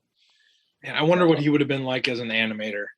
I mean, well, he worked in animation at the end of his life. He worked for Hanna-Barbera. Oh, awesome! See, so he did design concepts for I think Thundar the Barbarian and a bunch of other stuff. So he did do concept work in animation at the end of his career. I'm gonna have to go dig into some of that now. Yeah, and the Fantastic Four cartoon from the 70s with the Herbie the Robot, that cartoon. Okay. He did storyboards for that too. Oh, awesome. So more reading for me to do and more watching for me to do. So the next story that we get is, simply put, the defeat of Odin. This story is, we're getting a lot of stories of Odin testing people. Yep. In the second volume, especially, it's a lot of Odin having his own agenda behind the scenes and being, putting people to the test, and then at the end being like, "Hey, That was my plan all along. Yep. So this one, it features a battle between Odin and an enemy, and they've killed the king of this other army, and the prince of the enemy army rises up, and he tries to assert his confidence to take on Odin, this unbeatable force. This is one of the first stories where I felt like we really focused on how mighty the Asgardians are, because they're the superpower in this story. They are not the this is like a rebellious upstart trying to stand up to Odin. Yes. And his name is Prince Rivik. It's the only appearance of him in Marvel Comics, but we get this kind of I don't know if it's a morality tale. It's kind of a wise lesson where Odin's basically, hey, we don't want to squash everybody's confidence. It's like, well, let's recite Odin's noble utterance here. For men must never feel a cause is hopeless. This is pure Stanley. Men must never feel an enemy cannot be beaten. And then Thor responds, I pray that men will one day acclaim your wisdom as they do your power, my most noble father. What a kiss up. Well, you got to remember though, how many times did Thor and Odin, get into spats because of Thor's love for Earth, or Midgard, as the Asgardians call it, of course, especially his love for the mortal Jane Foster. God forbid Jane Foster comes up. Yeah. We get kind of a little bit of a peek into Odin's philosophy of why he did this, and then it's over. The story concludes, and we move on to the Secret of Sigurd. Now, I really enjoyed this story because it reminded me of some of the main stories where Thor is presented with a foe and he doesn't immediately know how to defeat the foe. And then I'm sitting there like, okay, this story is over in like 2 pages. How are they going to do this? Or are we just going to, have a 2-parter or whatever? And it's the economy of a great storytelling. Exactly. And I think that's like, again, these stories are decades old. I was, barely even a thought when these stories came up and they were being read. And I loved that I didn't know how it was going to end. And Sigurd, his power of being unbeatable as long as he's touching the ground. Like, that's so simple. And Thor finds a way around it by strapping him to the hammer and throwing him into space. I also love how Baldr eventually realizes, wait a minute, this is one of Loki's schemes, isn't it? But they don't catch on to right away, even though they really should at this point. Like Thor's like, methinks the man is bereft of his senses, and Baldr's like, well, what is saying? Now, wait a minute, why is Loki so eager for this to happen? Like, oh, of course, it's Loki. So that's just fun. and I feel like Baldr's got his own thing going on as the main fight is going. He's like, this is all very suspicious. And he's got his own little side story. But yeah, like you said, the economy of storytelling, they pack so much into 5 pages. Well, you got again, not only 2 masters, but these are, again, the people working on these books were already had decades of experience in creating comics, and you see it here. So and I really like how this one ends. I noted this, that the last little bit of narration we get is that, yes, for ages, the menace of Loki has been the golden-haired god's chief concern. For Loki ever has been and ever will be one of the most powerful of all the immortals. But powerful though he is, mighty Thor has always been his master. And in the name of Odin, we pray he remains so till the end of time. I love when Stan Lee is like, hey, these things are still going on today. Like he brings it up to like, he makes the reader feel like a part of it. Well, that was part of his gift as I love it. As sort of the ringmaster of the whole Marvel experience. I like the idea that he's a ringmaster, and we're all just enjoying his circus. Yep. The last story of this volume and today's look back at Tales of Asgard is required reading. Absolutely. It is the we see it a little bit in the beginning of the first Thor film. This is basically the story of how in the world did Loki become a prince of Asgard? Because we know he's a frost giant. He's not from the Golden City. He's not Thor's full brother. He's not Odin's son, but he's part of the court, and he's Thor's half brother. How did that all happen? So we see the first appearance of Loki's biological father, Laufey, and Laufey and Odin fight. Laufey is killed in the fight, and Odin takes upon the responsibility of because Loki is a king's son. He's just not his son. So he accords him. I think he even says it here at the end, that Loki, it is Loki, son of Laufey, the child he kept hidden for his heart was filled with shame that Loki was not born a giant, as were the other offspring of Jotunheim. Hear me, legions of Asgard. From this moment hence, I proclaim Loki, son of Odin, half brother to the well-beloved Thor. What a jab. For better or for worse. Better for worse. You're going to eat those words, man. Loki is forever more an immortal of Asgard. This I have proclaimed, so be it. Interesting, because just some people might be confused. In the original comic, these giants are not frost giants. Yes.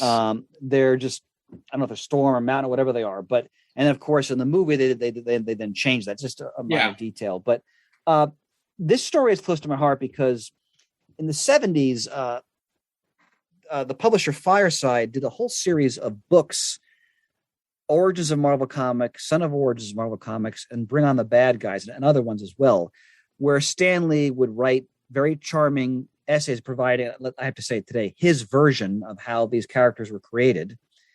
And they would include, in the Bring on the Bad Guys, they included several of these stories, which we're doing in sequence here, chronicling the origin of the Marvel version of Loki, essentially. And I remember read the story as a kid when I got that book, and I was just blown away by the artwork and the armor of the warriors and just Odin's nobility, but also you just sense there's such foreboding. Like as one warrior goes, Loki, the very name is a ring of evil, a tinge of foreboding to it. And then Odin responds, mayhap, but still he is a regal prince, son of a kingly father. I must accord him his rightful due. That's the line I was searching for. Yep.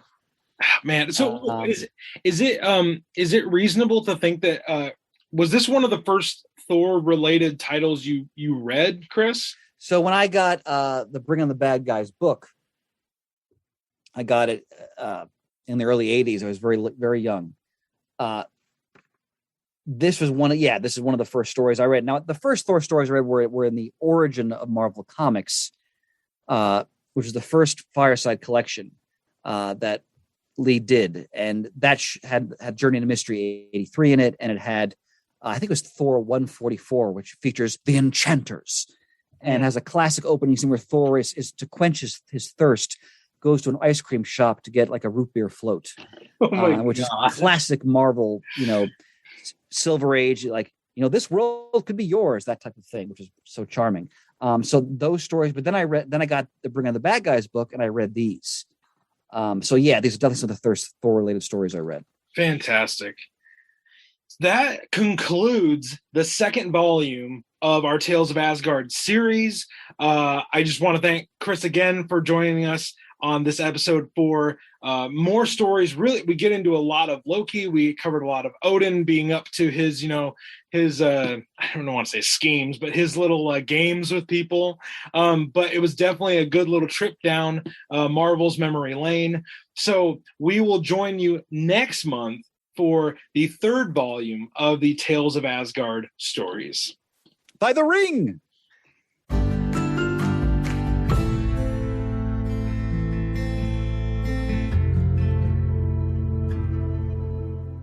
That is going to do it for today's episode. I hope you enjoyed this conversation with Chris. He was a treat to have on and talk to. We have a few more installments in this series coming up. I believe we will do 6 volumes of Tales of Asgard with Chris.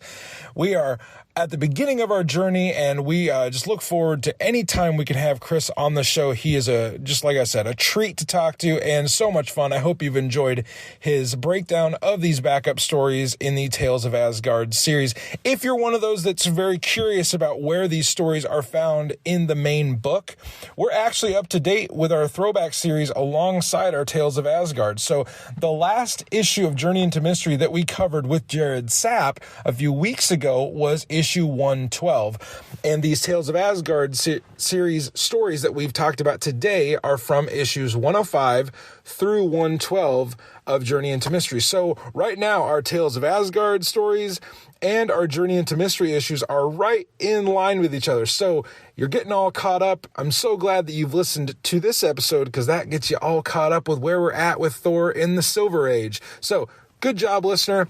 If you want to go and read these in a more comprehensive way together, hop on Marvel Unlimited and read the whole issues. It's really a fun read when you get a Tales of Asgard story and a main Journey into Mystery story together. So thank you again, Chris. You were awesome. Can't wait to talk with you next month with Volume 3. We get into a few more stories there, and we will be halfway done with our Tales of Asgard series. It'll be so much fun. Until we meet you again aboard the Rainbow Bridge, dear listener, I encourage you to stay worthy.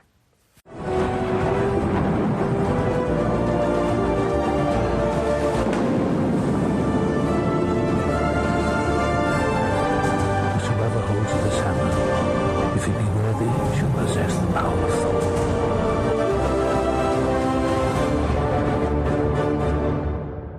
Hello and welcome to today's episode of Across the Bifrost, the Mighty Thor Podcast, where we explore the world of Marvel's Mighty Thor.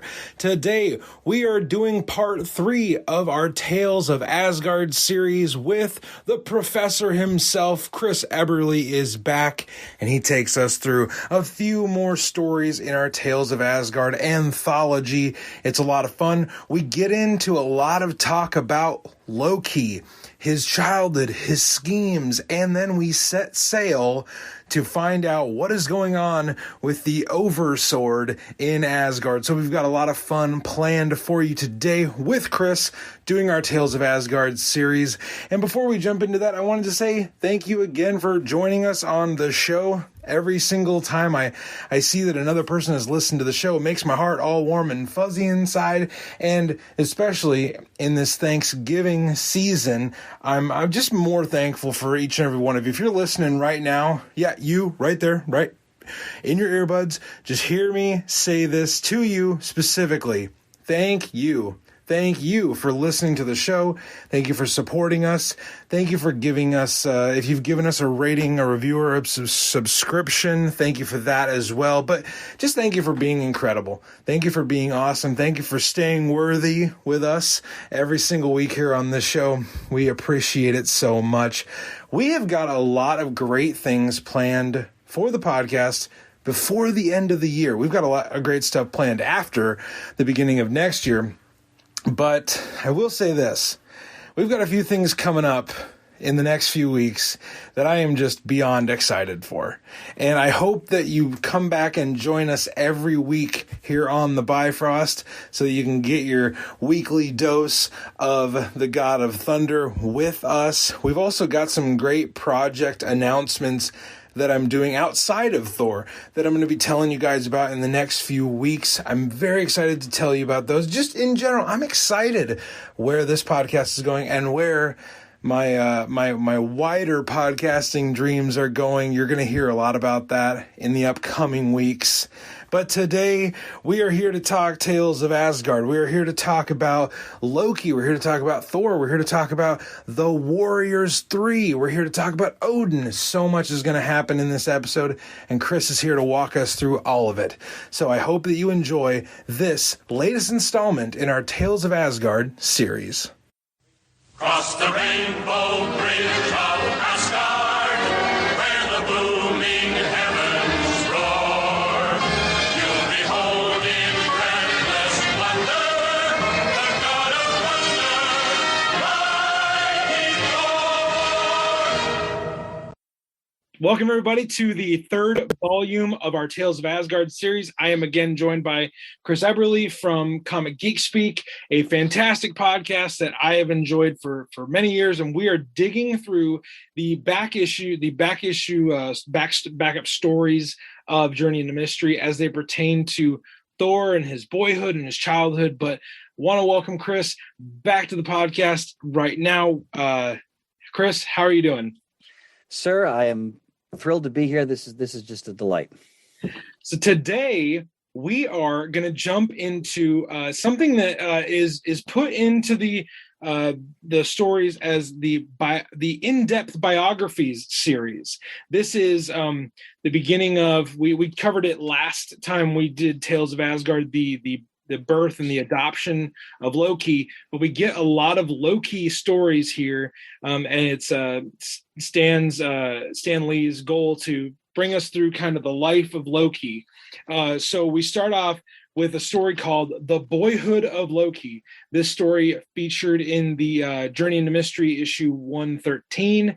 This is Thor and Loki as boys. They are we're not given a specific age this time around, whether they're 18 or they're not yet 20. They look like early teens here, I'd say. Yeah, they're just little scamps going around Asgard, just peeking in on some fights.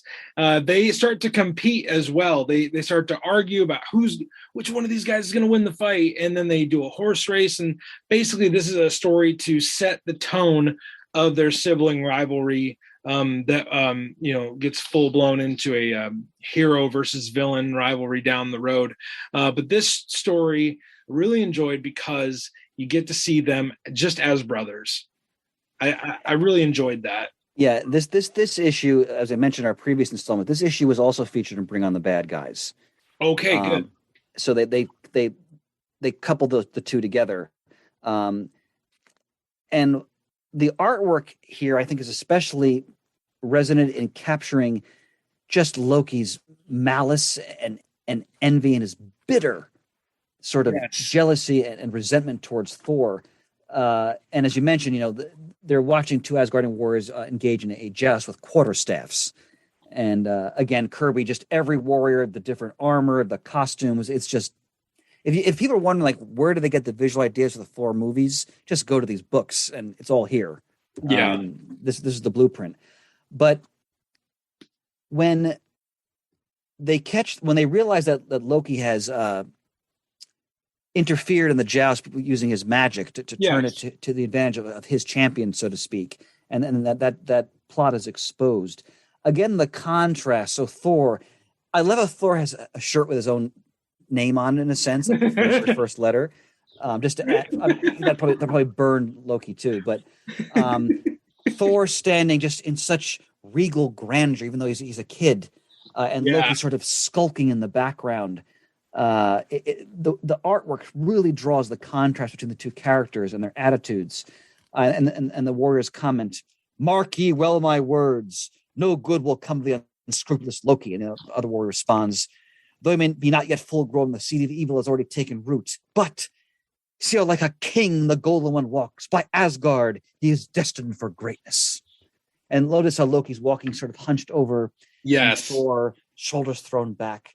Think back to the original film. They did a great job in the first Thor movie when they had them doing the race, and then Odin grabs them both by the hand, and they that sense of competition. It's more playful in that scene than it is here. But in the next page, Thor, even though you always sense that Thor knows what his brother really is, but he still tries to see the better side of him. It's an ongoing thing. And sometimes it's frustrating, like, come on, dude, wake up. But here, like, he puts his hand on his shoulder, trying to sort of encourage him along. But even there, you can see, like in the last panel, the hatred on Loki's face. Yeah. Yep. Thor bests him in the horse race, and he's sort of like jovially trying to urge him on to compete with him. And you can almost kind of empathize with why Loki feels the way he does, because Thor is so perfect, and he wins everything, and it just burns in Loki's breast. Great stuff. That panel you read with the two warriors going back and forth. I was going to highlight that because that panel, in and of itself, typifies why Loki becomes what he is. He is unlike anyone in Asgard, Yep. and he doesn't even really know why, because he's not really he's not a full son of Odin, and there's this, I believe there's this justifiable unsettledness in him of not feeling like he belongs, not feeling like this is really, he's never going to beat Thor.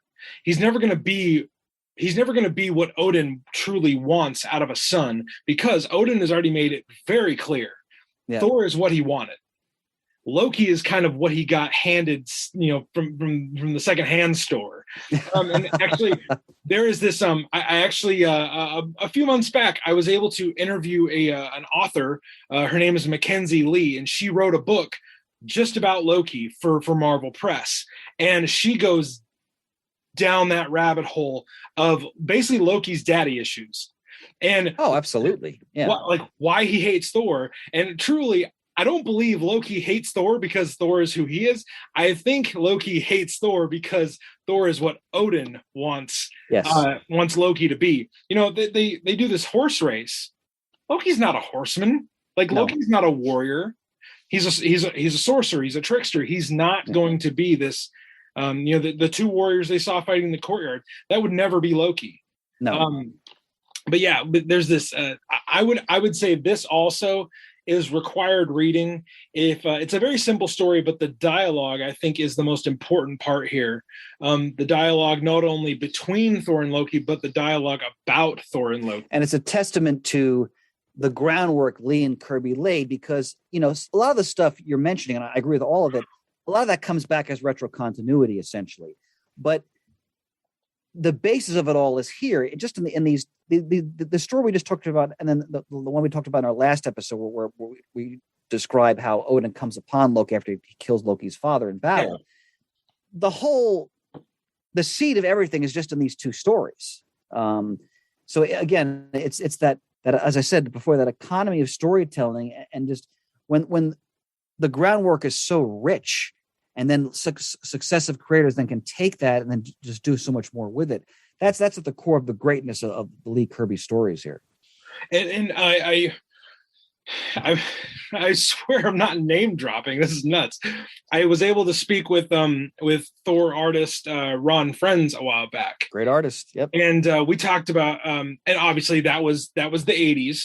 So we're talking about a different decade even, but the baked in story of sibling rivalry, they're both fighting over a father's approval of a father just saying hey, we're good, I love you, I see you, something as simple as that. And Ron talked about how when he and Tom DeFalco were doing their version of Thor, they're it's simple, it's very simple. But something as simple as hatred over a sibling rivalry made Loki do unimaginable things. Yes. And it also we see this in the movies, we see this in comics, is Thor always believes that Loki could maybe be saved. Even at the end of the first Thor movie, now I'm feeling like I have to go watch the first Thor movie now. Well, he's trying to still save him when he's hanging off the bridge. Yep. Yeah, and Loki's the one that lets go. Yeah. Thor never truly gives up on Loki. Yep. It's Loki that gives up on himself. The more about their brotherhood in the stories to follow. But we any last notes on the boyhood of Loki? Because I know this one is really important, Chris. Just that, because again, I hadn't read these in a while, and I read them in prep for this episode. It's just a testament to the skills of Stan Lee as a writer at this point in his career, that he really captures the essence of Loki in really just a few panels with just well-placed dialogue. As you said, not only from Loki, but from the characters who are reacted to him around him. It's really all here. Why he feels the way he does, and again, the way Kirby draws, as I said before, posture, the way Thor is standing versus the way Loki is carrying himself. Even that, is indicative of where these characters are heading. These are masterful stories. Yeah, just what you mentioned this earlier. The posture, because posture communicates so many different things, and especially like you said, Loki is something literally as simple as where his shoulders are placed. Communicates so much about him. Loki's shoulders are positioned very forward and very hunched like, and Thor is very, chest out, shoulders back. I mean, if you saw someone walking down the street in those different poses, you could clearly tell, like, okay, that guy's up to no good, and that guy's confident as hell. Plus, you'll notice in that panel, there's like a little wind blowing like the back of Thor's tunic to add to this majesty and grandeur. Here's the thing. Yeah. I was just going to say, this is why, like we've talked about it in the last few installments of this Tales of Asgard series, this is why Jack Kirby is the king. Yeah. It's not, yes, it's the grandeur too, but it's those details. The details of storytelling. Yep. Yeah. The devil's in the details. Okay. The genius is in the details. Yeah. So we're going to move on from that first story because we got a few more stories to run through on this one. But honestly, great story, The Boyhood of Loki. The next one we get is a retelling of the Little Red Riding Hood story. Yes, I'd forgotten about this one. Yep. But just in Asgard. So playing the role of Red Riding Hood here is Iduna. She's a goddess of Asgard, and she is the one that grows and keeps the golden apples. So the basket, the basket is there. It's all covered up. She's wearing the red hood, and she is taking these apples to Odin so that he can bestow, immortality, invincibility upon other people. And Fenris, the wolf god, who makes his first appearance here, along with Iduna, they both make their first showings here. She comes upon Fenris, and then the hunter, Hakun the hunter, the huntsman, shows up and runs off Fenris after Fenris's guise does not work on Iduna. She's too smart for that. So yeah, it's essentially it's Red Riding Hood, but in Asgard, which I thought was really fun and really creative. This was a delight because, as I said, in revisiting these stories, I'd forgotten about this one completely, and it was just enchanting, to use a very Asgardian word there, to see Lee adapt Red Riding Hood. And again, it also speaks to the power and sort of the universal mythology of Marvel stories, that because they speak to, I think, to something so basic within the reader, that touching upon such classic motifs and themes. And I think Lee always recognized that and was trying to really make people aware of that and really sort of increase the scope of what he was doing. So, he wants to show that, because remember, he's coming from a time period where early in his career, comics weren't taken seriously by many people.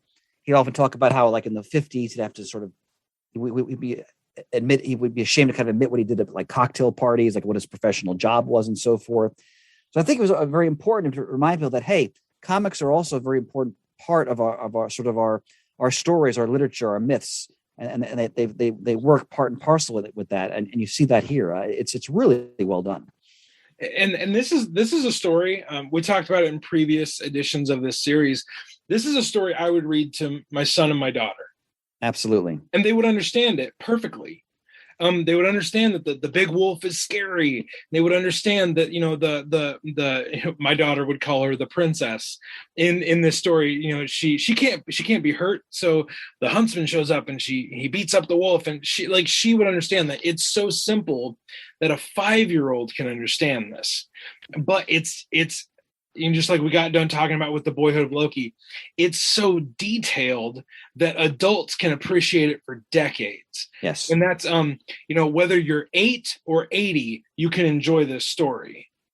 And I think that is, again, just one of the true little genius things that they do. And I love go ahead.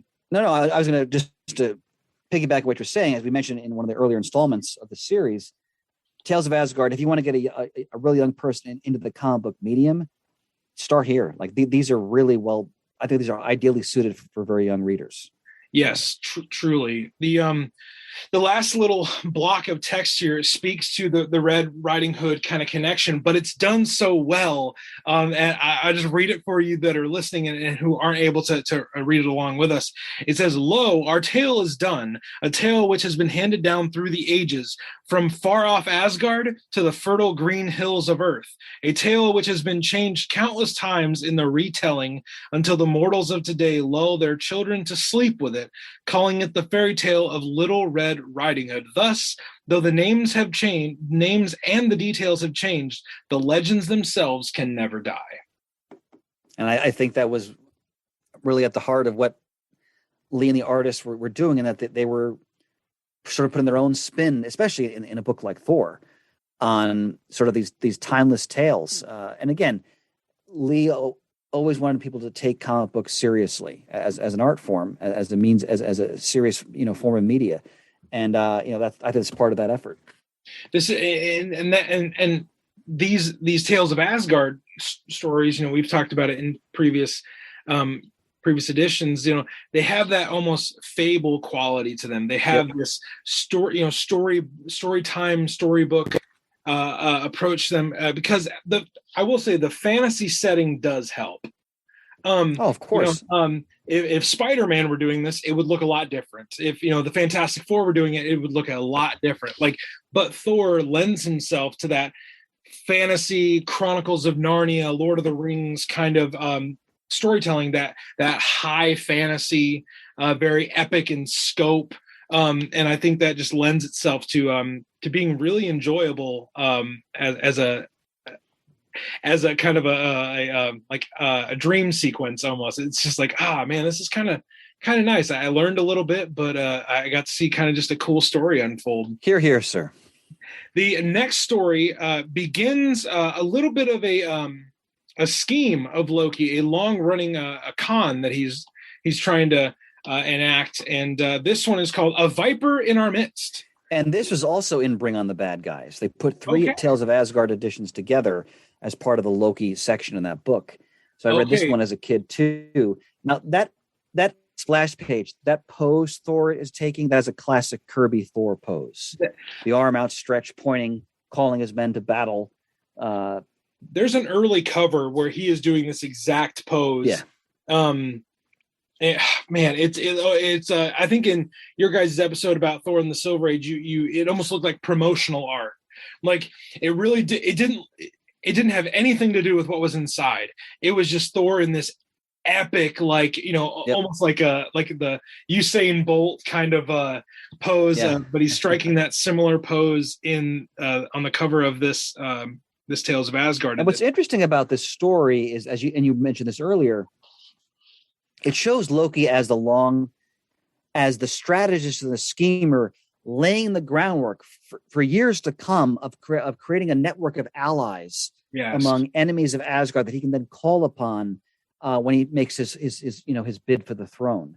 So here, Thor's task force defeats this giant, but Loki allows the giant to escape using his sorcery as a ruse. And now he's gathered a potential ally for the future. Beautiful artwork. Oh my! I'm gonna limit myself to 3 panels for this story. I swear. The first one on the second page, Loki, Gan, the giant, has thrown this giant boulder at Thor, and Thor just holds the hammer in front of him with both hands and just yells, "For Asgard! For Asgard!" The boulder just shatters around him. Yep. And classic Kirby technique, the stones are coming right at the reader. It's so dynamic. Yeah. I put this up on the show's social media, and I just said, how's everybody doing today? I just wanted an excuse to post this. That one's awesome. I also like the on the next page, the panel of Loki kind of doing a skywriting with his dagger. It's this really orangish red background, and then you see Loki's form there, and he's done kind of a swoosh of his dagger, and it's this bright yellow magical stream of energy. Fantastic. I mean, it's spectacular. Then the last little panel that just jumped out to me was when Loki brings back Gan from wherever he's kind of stashed him. He turned him into an eagle. Right. Yeah. He turned him into an eagle. He turns him back into his normal form, and you see him almost rising out of this cloud like a genie. And Loki's kind of got a power pose going. There's just all the panels are awesome, but those are just the ones that jumped out at me. A lot of bright colors and light. I think the ink is really good on this issue as well. The Vince Coletta. It's Coletta, yep. Man, so good. So good. Anything else of note about this? I always found it interesting on the the third page, the catapult with the bomb containing the sleep fumes, as they're called. Yes. I always like how Kirby gave the Asgardians this technology that isn't, Norse, because they're in space, so they have elements of technology, like they have the swords and the shields and the spears and the archery, but they also have these spacefaring ships and these catapults. And again, when you look at the Thor films, they really took that to heart, and they gave Asgard that Kirby technological aspect to it that's interwoven with the more traditional Norse elements. It's just visually a feast. Yeah. They're definitely not. It's almost kind of like I know in comics, well, it's kind of like what they do with Black Panther and Wakanda. Yep. There's elements of African culture in exactly. there. But also, Wakanda is this, technological monolith, like where obviously for them it's the vibranium, but it kind of the two kind of are similar to me.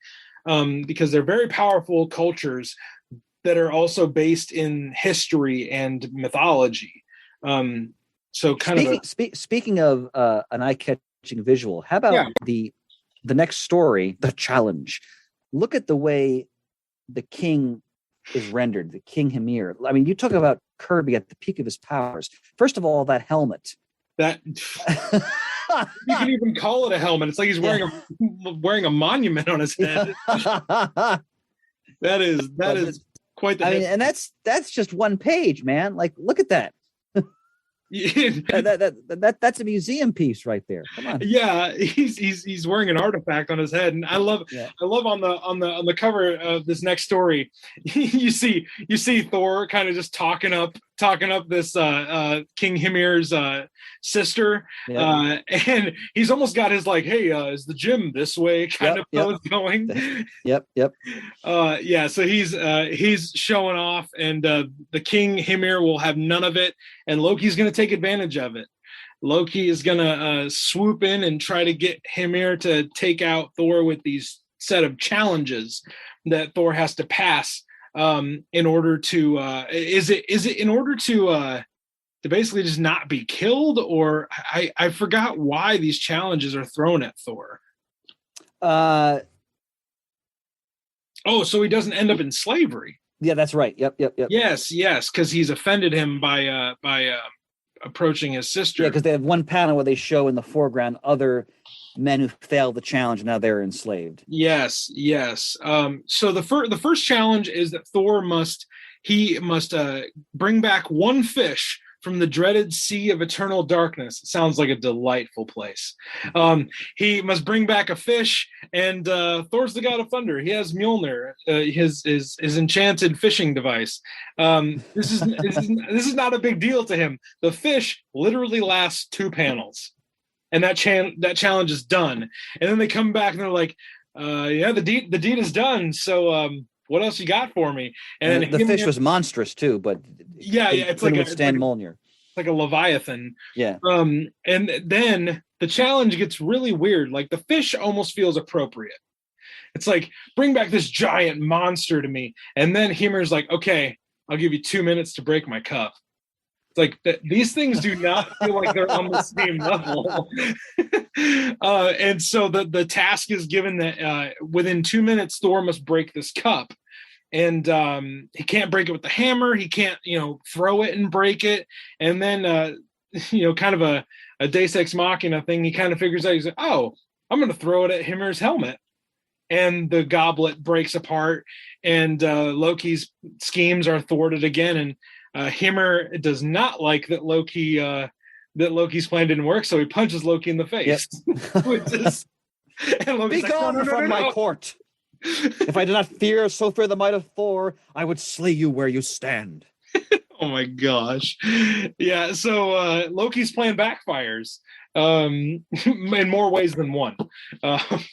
Thor but he ends the story by saying, I shall never stop scheming. Oh my gosh. Loki, keep at it. The many are the sinister schemes of Loki, and many are the spectacular tales which await you on the pages in months to come. So just great spinning, great salesmanship. I got to plunk down your 12 cents. Come on. Oh, 12 cents, gladly. The next story. Now things really get going. Okay, so yeah.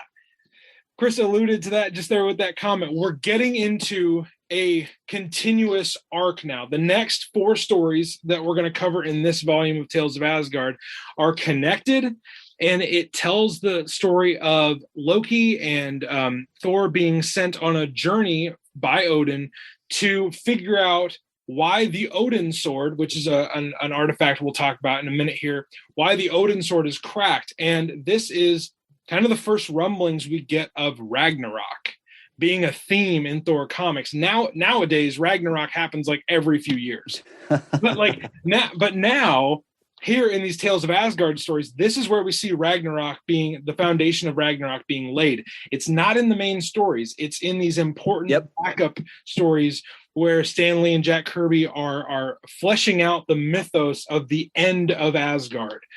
So this story is called The Sword in the Scabbard. It's Sword in the Stone. So we're clear 100% on that. This is the Asgardian version of The Sword in the Stone. And we start off with this cool cover where all these different warriors are fighting each other. All these Asgardian warriors are fighting each other. And like Chris has mentioned so many times before, they all have their own armor. They all have their own helmets. And it's a recurring theme when you study, it's one of the classic tropes that, if an army is at peace for too long, it's the spear tip is blunted and they become, bored and impatient and lax, and they start to fight amongst themselves. You see that here. And Odin is not having it. Odin is he struts in. There's a great panel. Let the fighting cease. I so command. God, he's a windbag. Holy mackerel. He is. I have a feeling maybe Odin was some therapy for Stan. He's like, I just want to yell things at people. Like, what are we writing in Journey to Mystery this month? Odin's going to go on a tirade. So Odin marches past all of his warriors, and he's like, "Where are my sons? Where are Thor and Loki?" They're fighting too, and they're in the midst of a fight as well. We see nimble Loki evading Thor, and Thor is brutishly like knocking over tables, and Odin shows up and he says, "Enough! Desist your battle. Odin has spoken." And Thor's like, "Oh, okay, Dad, okay." And whenever someone speaks about themselves in the third person, that's usually that's an eyebrow raising experience. It's like, Odin, shocker to mostly no one, Odin has a little bit of an ego. And Loki even thinks, Odin, with him here, I'll never be able to fight fair. I won't have a chance against mighty Thor. Always on in his brain, Loki is like, how can I not fight fair? Because if I fight fair, Thor's gonna mop the floor. Right. So another reason why Loki uses tricks is because he's smart enough to know that he can't beat Thor at his own game, so he's just gonna change the game. Which is a good little underpinning thought in these early stories of why does Loki do the tactics he does? Because he knows that other tactics won't work. He's smart enough to know that. So we see Odin bring Thor and Loki into the room where the Odin sword is kept. Or as they call here, the oversword. Yes, the oversword. And they stand in one of his handy-dandy caption boxes and mention that it's also referred to as the Odin sword. According to legend, if ever it leaves its sheath, the end of the universe will be at hand. Which we know more more specifically named Ragnarok, which is Asgard's version of the end of days. So Odin shows them that the sword is cracking, and that they need to find out what evil force is behind the cracking of the Odin sword. So they devise a plan where Loki and Thor are going to go out into space, and they're going to find out why. But let's emphasize something, though. Yes. Odin makes them co-captains of the expedition. What could go wrong? Come on. Yes. Two brothers that hate each other. They actually just got done fighting, and you're going to make them partners. It's a test of character. But we should mention that in the main Thor stories and Journey into Mystery, and then later in the Thor eponymous title, time and time again, Odin will give Loki opportunities to make tremendous mischief. At one point, even giving him part of his Odin power and leaving him in charge of Asgard. Again. We just actually, we covered that a while back, issue 104, where Odin leaves and he's like, I've got to go to Midgard, and I've got to settle a dispute, between the some monster and another monster. And he's like, hey, Loki, would you like to be in charge for a while I'm gone? It's like he literally just was chained to a rock. I know you guys, obviously, most people listening to this might not have heard the Silver Age Thor comic episode of Comic Geek Speak. Guys, go listen to it. If you've enjoyed this thus far, you will enjoy that. You for the plug, sir. You yell at one point in that you're like, just kill him. Yep. Just kill him. Why are we messing around with this? But then there wouldn't be any fun. Yeah, he's been given too many chances, but one more won't hurt. And the next story, the next story, if I may, because now that Thor and Loki are getting ready for this mission, they have to recruit the warriors for it.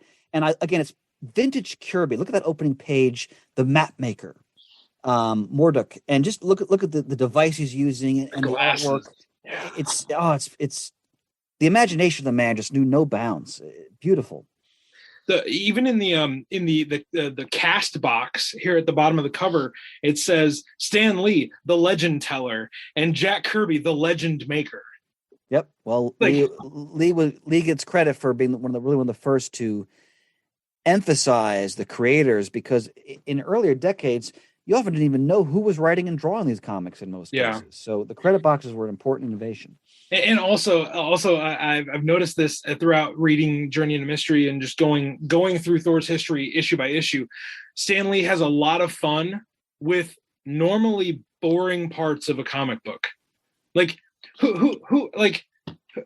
Awesome. It's great to know who wrote it, but can you really have fun with that?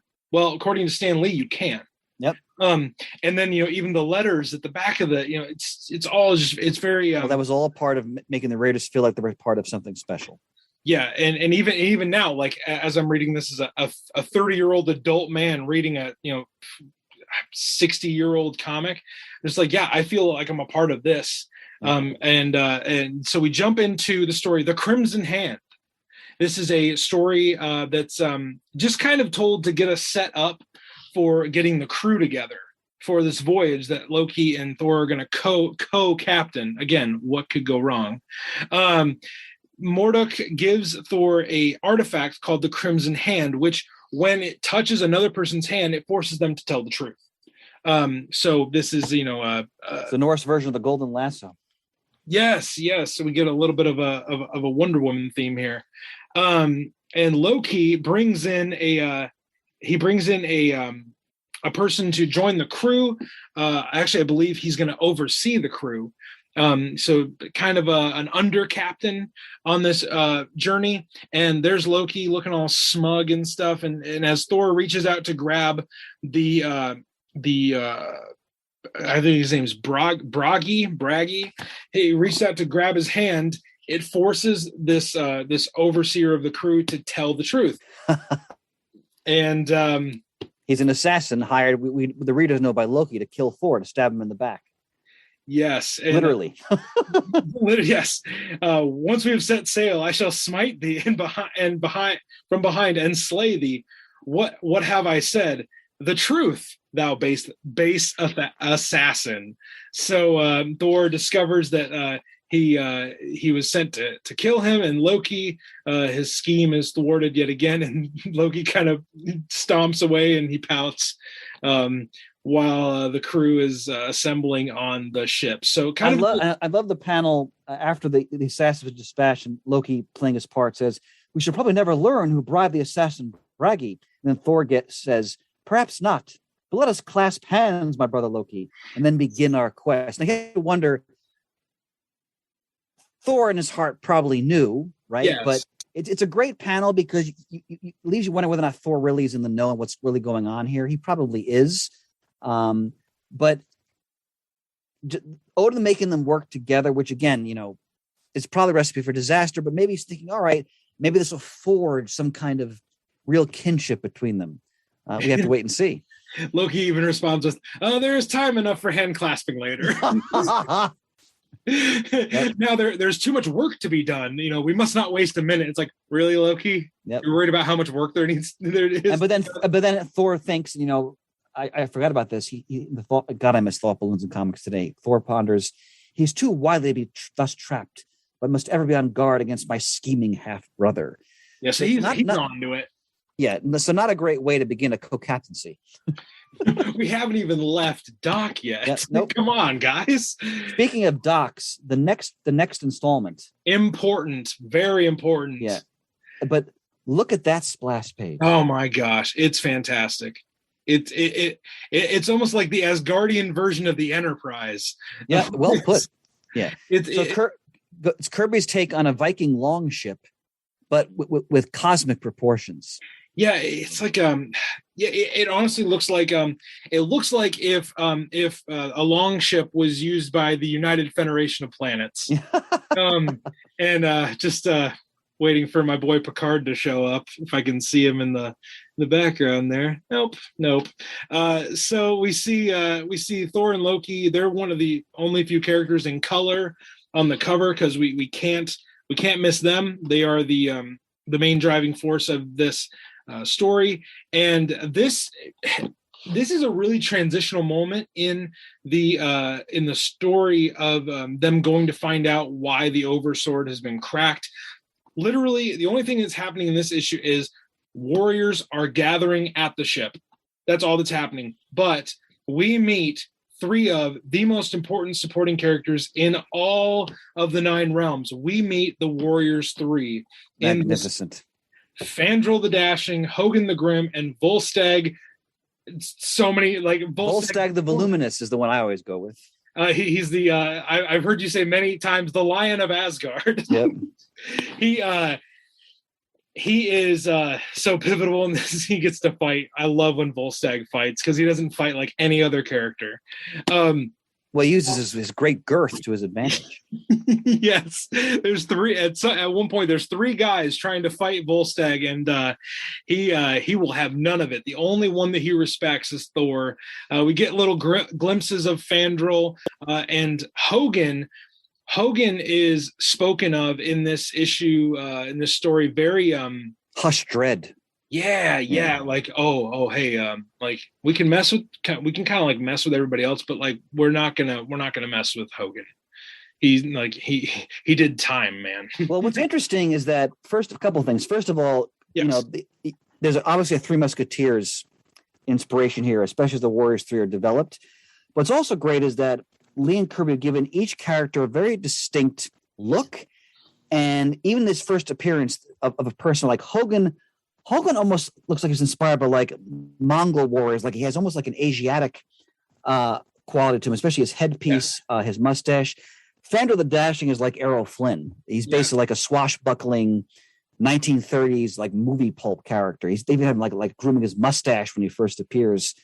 And then Volstagg is the wonderful sort of comic relief, like a Falstaff type character who the audience can really relate to. Because again, we're dealing with such epic cosmic grandeur here. Lee always remembers we got to ground one character so the audience doesn't feel totally lost in everything that's happening, because this is it's almost beyond mortal understanding. And Volstagg serves that purpose very well, and he's truly funny. Like Thor mentions, Ah, blundering Volstagg, methinks you mostly wish a brief vacation from your wife and 15 offspring. And what's also great about Volstagg is because throughout his appearances, he's always telling tales about his great exploits. Yes. You're never sure what's true, what isn't, what's embellished, what's totally fabricated. But when the chips are down, he always does. He always is able to deliver, though, even if it means like him falling on a bunch of enemies. It's a great character. With the inclusion of the Warriors 3, now we've met most of Thor's key supporting cast, his friends, because initially in Journey into Mystery, we're just, the first few issues, we're just getting to know Thor himself. He really doesn't have a supporting cast. No. But now we have Balder, we have Sif, and Sif is not what we know her today as yet, but then we get the Warriors 3, and we now realize that Thor has relationships, Thor has friendships, and he's becoming, dare I say, more human-like. That's why Tales of Asgard was so important, because it's fleshing out the world of Asgard and Thor's place in that, which made the stories that much more rich.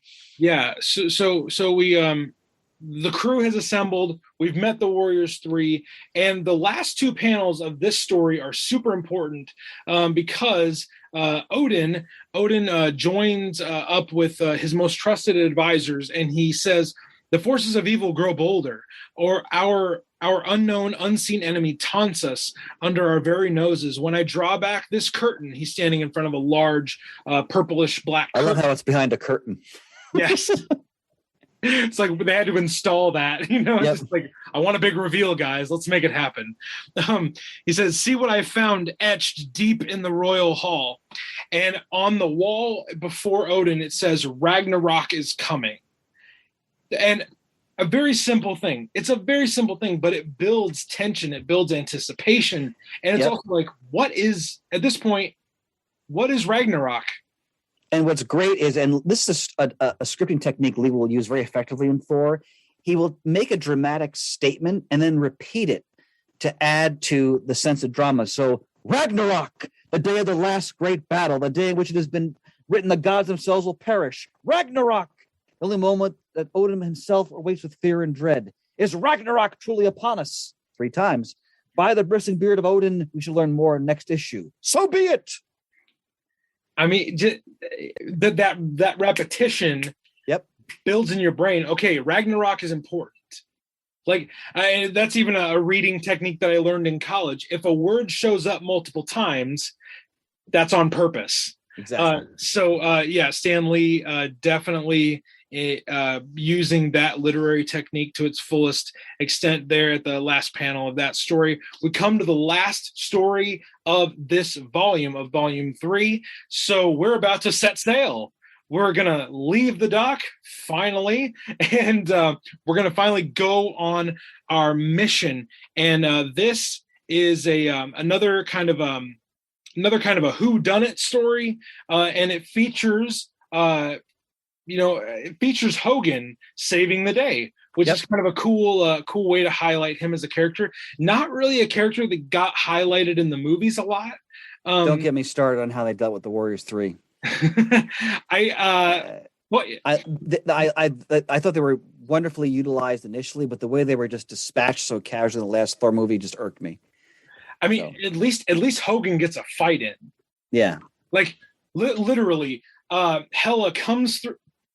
We haven't, and you know what? What the hell? Another discussion for another time. Volstagg and Fandral deserved better, and Hogun at least got to protect and got to fight for himself. So this story is basically the ship is setting sail, and Hogun is on to an attempt on Thor's life, and he ends up thwarting the attempt to kill Thor amidst Volstagg. Volstagg has a great, phenomenal panel in here. He's hiding from his wife. He's boasting. He's boasting to the maidens of Asgard. He says, "Be of good cheer, fairest flowers in all of Asgard. We shall return. We shall bring thee gifts and rare treasures from the furthest reaches of the universe. Yea, Volstagg shall be the greatest hero of all, and I shall embrace each of thee in thy turn, for my heart is filled with love." Yep. And then it's so good. Well, he staggers back as he realizes his wife is among the crowd, hearing him make all these boasts. And then he says, a damsel good and true is she, but she understands not a warrior's yearning for adventure. And then in the background, you see this, let's say scowling, scowling stout maiden with her arms akimbo. And Volstagg fears only one thing. How about the image, by the way, of the sailing ship now riding the currents of space? Yeah. And then even on the after Hogun has thwarted the attempt on Thor's life by Magrat the schemer and Crota the duelist. I'm sorry, those if they're on my ship, they don't pass a background check. Like Magrat, seriously. And we get to see on the last page the ship flying over kind of a space mountain range. Okay. I thought that was water. No, it's I'm sorry, you're right. It is water. I apologize. Okay. Water, yep. These large crashing waves, and they're almost parting to make way for the ship. And then last panel, Odin's getting a foot bath. Odin's getting his mani-pedi while Thor and Loki are away. But yeah, they're just kind of a cool little getting off to the adventure story to close out this volume. Chris, anything to note of this issue or this story? Just that the sense of scale here of epic adventure, like when Thor shouts, "Unfurl the sails!" right? And the crew is like goes right to the heart of it, like every great like pirate movie from like the 1930s and 40s. Like all of Kirby's influences are here, and the humor of Volstagg, so there's that light element to the story, and the sheer grandeur of Odin.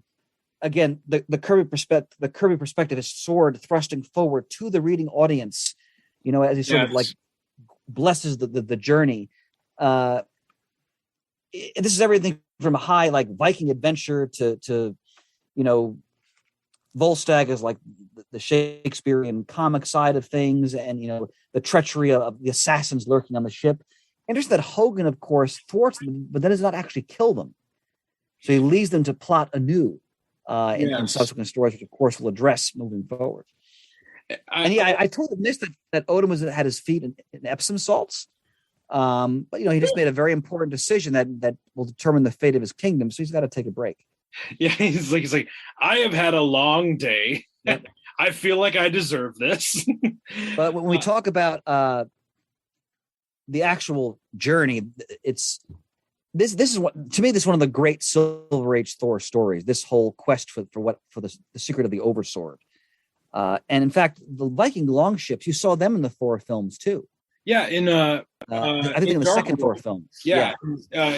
Honestly, it was one of my favorite parts of Dark World is getting to see more of the Asgardian technology. Yep. How they actually get around, and even Fandral has a great line there. Yes. Where he just he kind of drops the mic and then he swings off of the longship, very swashbuckling like essence of Fandral. Yep. Yeah. So what I really liked about this last story as we wrap up this volume is I feel like you mentioned it. I feel like we're on a pirate adventure.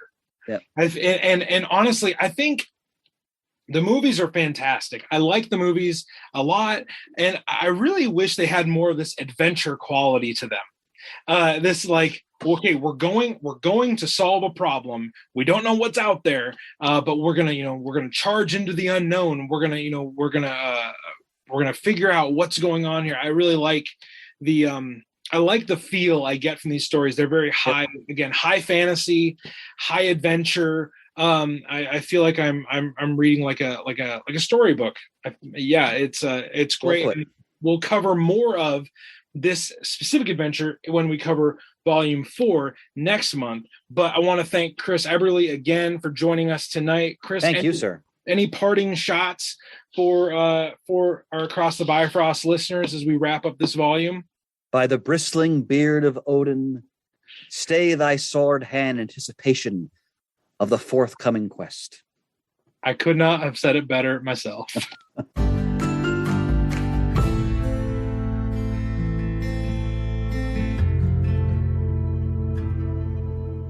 That is going to do it for the show today, everybody. I hope you enjoyed the third installment in our Tales of Asgard series with the Professor Chris Ebere. He will be back for more installments in this series. We're excited to have him back, and it's always just fun to talk to Chris about the Mighty Thor. So if you enjoyed this conversation with Chris, go be sure to rate, review, and subscribe to the podcast on iTunes. Leave us a 5-star review.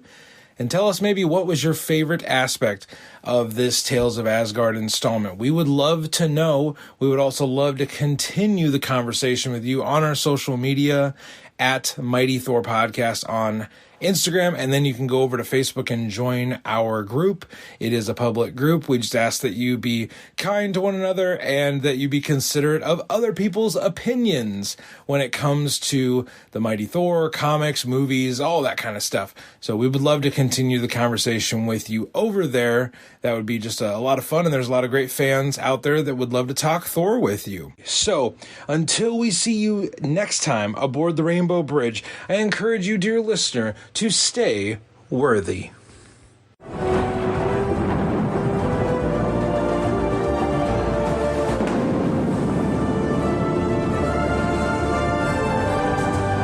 holds this hammer, if he be worthy, shall possess the power of Thor.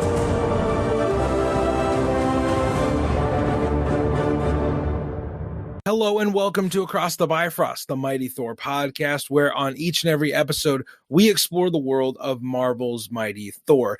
I'm your host, Ryan Doze, and this is our Valentine's Day episode, everybody. I'm so glad that you've chosen to listen to the show today. We are going to be talking about a very important form of love today, and that is the love of friendship, one that Thor is very familiar with because of his relationship with the Warriors 3. Yes, they are Asgard's favorite trio, and we are spotlighting them today with some special guests from Comic Geek Speak. Chris Ebere is back, and then first-time guest of the show, Ian Levinstein, is here. Those two guys join me for a fantastic conversation about the Warriors 3 that I know you're going to enjoy. But before we get into that, I wanted to give a shout-out, give a thank you to our two newest patrons. Yes, we have two new patrons on our special bonus exclusive site, Patreon.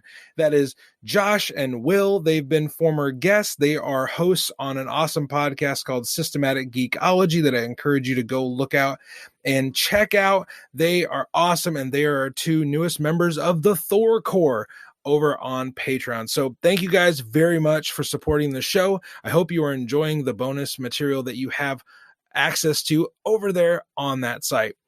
That being said, let's jump into our conversation with Chris and Ian all about some of Thor's greatest friends. The three characters that we are going to highlight today are Hogun the Grim, Fandral the Dashing, and of course, our guy, Volstagg the Voluminous. They are three amazing characters, and we dig into everything that makes them great on this conversation with Chris and Ian from Comic Geek Speak. Enjoy.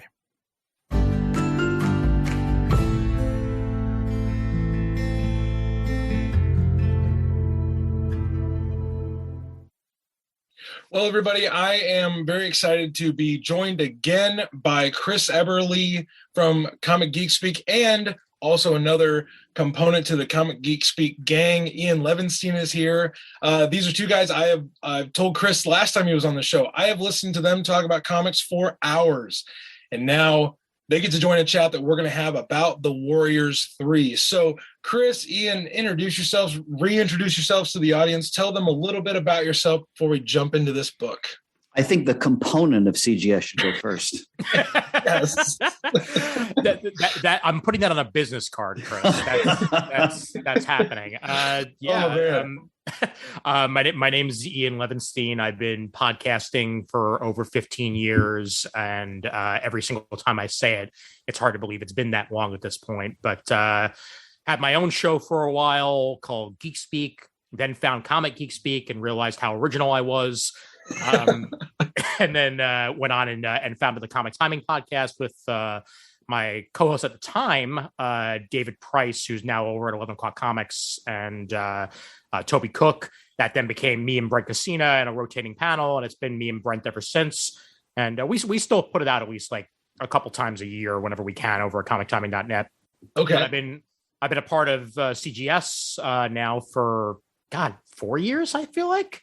Oh wow, it's 3 or 4, yeah. Three or four, yeah. Because I know, like, I started coming on in like 2018, so I think I officially became a geek sometime in that general sphere. Sounds about right. Yep. Yeah, Nice. and been loving it ever since. And it's good to be part of the team. fantastic. Chris, He gave me a chill again. I'm sorry, Ryan. Go ahead. I was just going to say a little like a reintroduction for people maybe that haven't checked out our Tales of Asgard episode. Sure. So my name is Chris Ebere. Comics, for better or for worse, have been an enormous part of my life since I could read.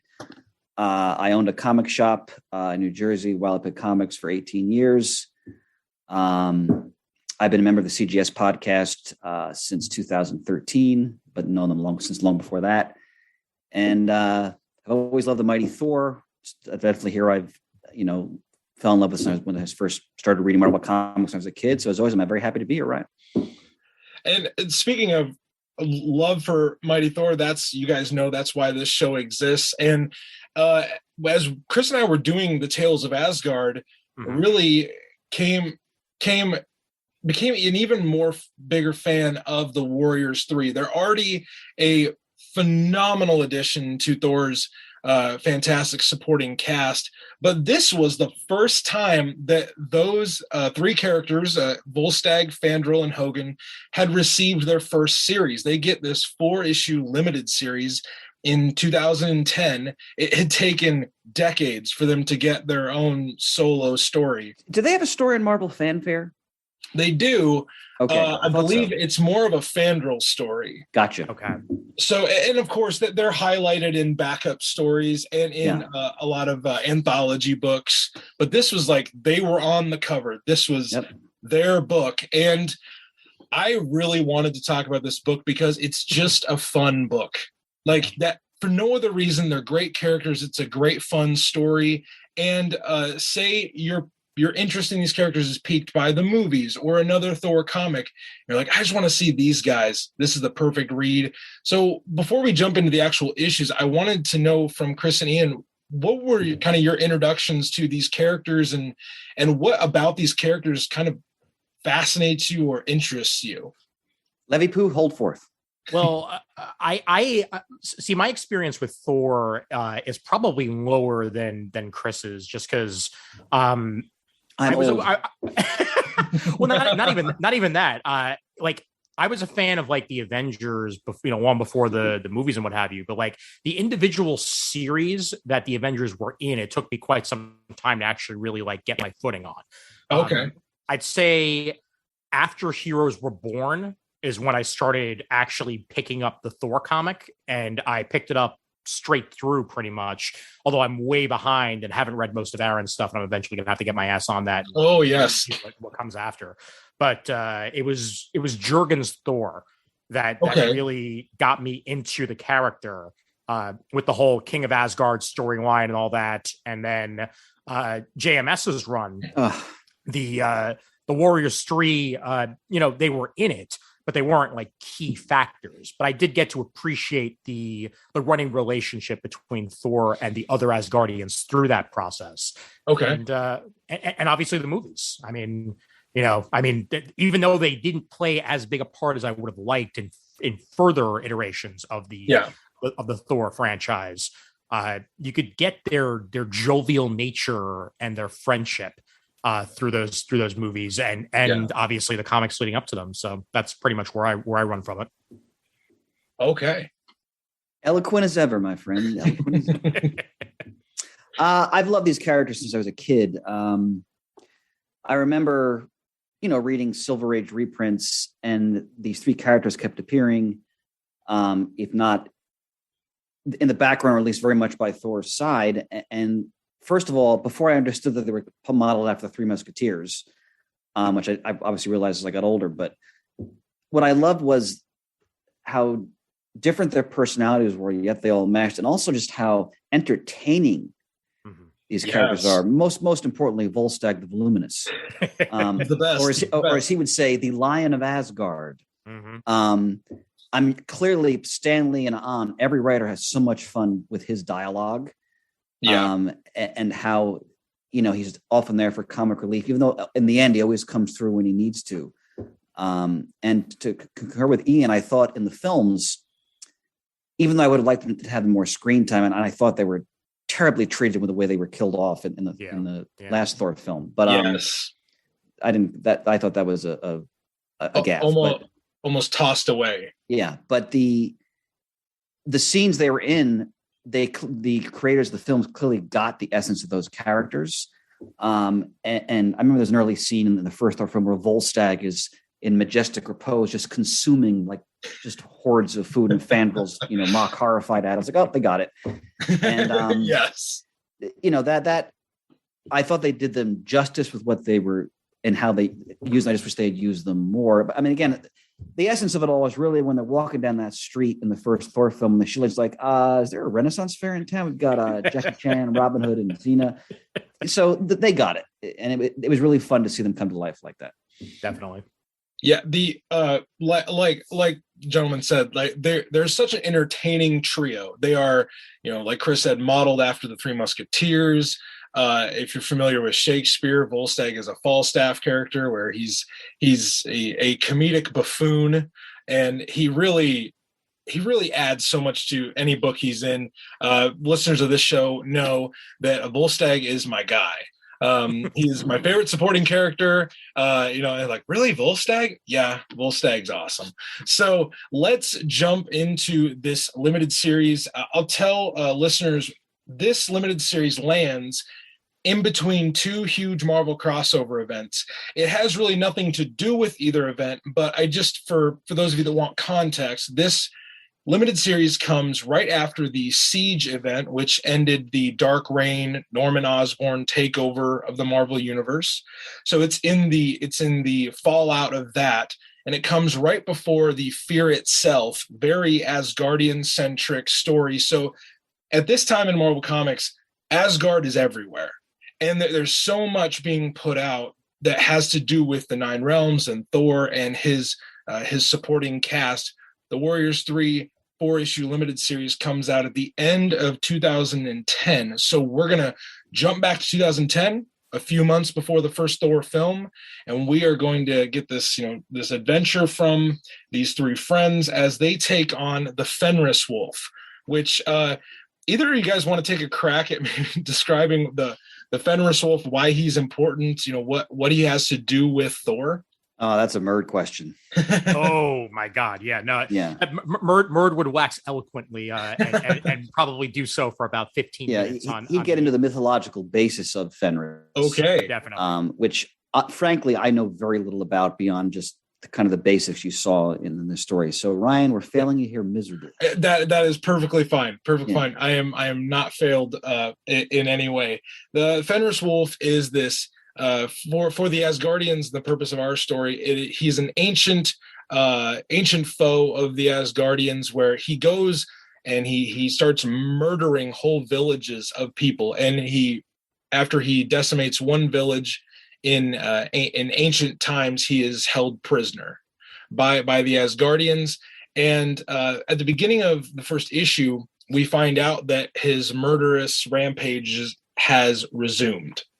And the Warriors 3, along with some of the army of Asgard, are dispatched to track him down and find out how he was set free, and they're sent to stop him. So this first issue, we get an introduction to the Warriors 3. And what did you guys think of how they were introduced in this first issue? Well, first of all, I want to thank you for suggesting reading this, because I've never read this story. Okay. Before, and I knew it existed, but I had never read it. And I had forgotten that Bill Willingham wrote it. So when I saw that I got Warriors 3 and Bill Willingham, I was really excited to read this. Any listeners who've read Fables, they should be familiar with Bill Willingham and know that he is tailor-made to write the story that we are going to talk about. Yes. So I thought from the opening opening issue, is clear that Willingham clearly understood each character. And what most excited me, he got the dialogue down pat with all three of them perfectly. Because each of those characters has a very distinctive voice. Like Fandrel's basically Errol Flynn, like a swashbuckling character, and Hogan is like this almost pattern of like a Mongol essentially, and is Hogan the Grim. So each voice was very clear. But what really grabbed me, to go back to what you're saying with Fenris, was that Willingham isn't just content to just tell like another fun Warriors 3 story. He also decides to use the Fenris as a device to explain how and why the Warriors 3 act the way they do, why they came together in a sense, and why they have the personalities they have, which no one has ever done before this story. So what worked for me so well on two levels is, one, it was a really just fun Warriors 3 story, but two, Willingham and company dive deep into why these characters are who they are. So I definitely was not expecting an origin story. Neither was I. Going into this, like I fully expected it would just be, like an adventure with the Warriors 3, because frankly, I didn't think Marvel would let Willingham do that in a 4-issue miniseries. That seems like something that would usually be much better fit for the, Thor series proper, where, all eyes are on this, like, in this 4-issue, arc, see the origin of the Warriors 3 and how they got to where they were or something like that. But instead it's built into this story. They do a really good job of building it in. Yeah. It's just, again, it took me for a loop. I was not expecting that direction at all. Yeah. The origin of the Warriors 3, it sets the stage in issue 2. We get to see, why the budding rivalry that Volstagg and Fandral had way back when. The initial encounter that the Warriors 3 have with Fenris way back when is a very simple reason.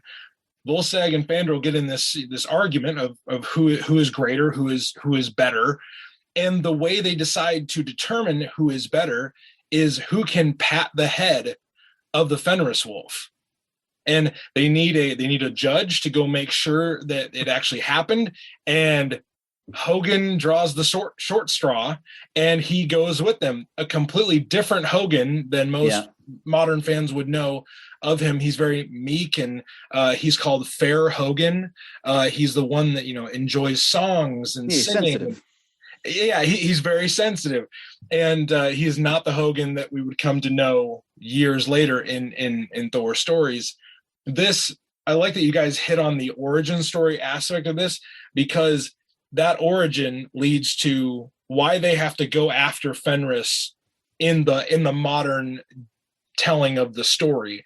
So just a little bit of a narrative summary here, and then I'll jump into just a few things I wanted to ask you guys and kind of bally about.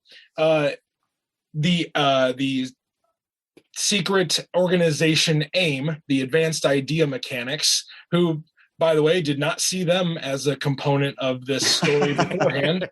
Would have been like, are you sure? Like MODOK's guys? And they show up and they decide that they're going to weaponize the monsters of Asgard. Seems like a pretty good plan until they actually encounter Fenris. And Fenris is the lord of the monsters in this area of hell. And they try to use him in a way where they try out an experiment on him, and then they're going to try and recapture that with other test subjects.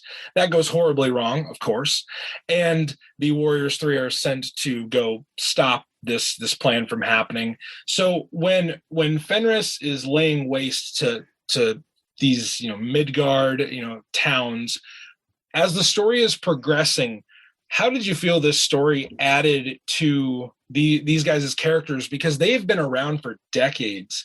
And I know we talked about their origin, but as the story is unfolding, what about these characters is kind of resurfacing, or maybe you were revisiting the themes of these characters as we're reading this? Well, I think what was most engaging about what you're describing is that, like when you talked about when they have like their tavern bet back, so many centuries ago, Volstagg does not look like the Volstagg we know. No. He is cut. He looks like a cut typical Asgardian warrior. And, you know, he still has the bluster and all that, but he's a very different person. And naturally that's going to inform how he's acting. And like you said, Hogan is totally different. Fandral is still like the cad and the again, he's the braggadocio, but yeah. What really struck me was, they established this dynamic they had then. And then when they all go to this, to make good on their tavern bet, like you mentioned, what happens traumatizes them, each in a different way. And again, the mark of a great writer, Willingham he doesn't change anything. He just explores something about the Warriors 3 that no one had really done, but he does it in such a way that it still dovetails nicely with the characters we know now. It's masterful. Yeah. Well, I think what works so perfectly about the story is that he essentially, by giving the origins of the Warriors 3, he kind of gives them an origin story similar to, the version of Thor that we know. One that through arrogance winds up having to learn a very valuable lesson and redeem himself. And these Warriors 3 were arrogant as heck at the beginning of their lives here. Because they're immature. They had to learn how to mature. And little did they know it would be through trauma, and essentially through trauma bonding, which is what they experienced here. That's why they became the 3 a day that they did, because of the horrid events of trying to pet the dog, as it were. But I wanted to comment also on the artwork. Absolutely. Neil Edwards is the pencilist, kind of a Brian Hitch clone, but not in a bad way. Because okay. I got major Brian Hitch vibes, especially like his Fantastic Four run. Like when the Fantastic Four show up at for a couple pages. Reed of Richards. Yes. Reed of Richards. Yes.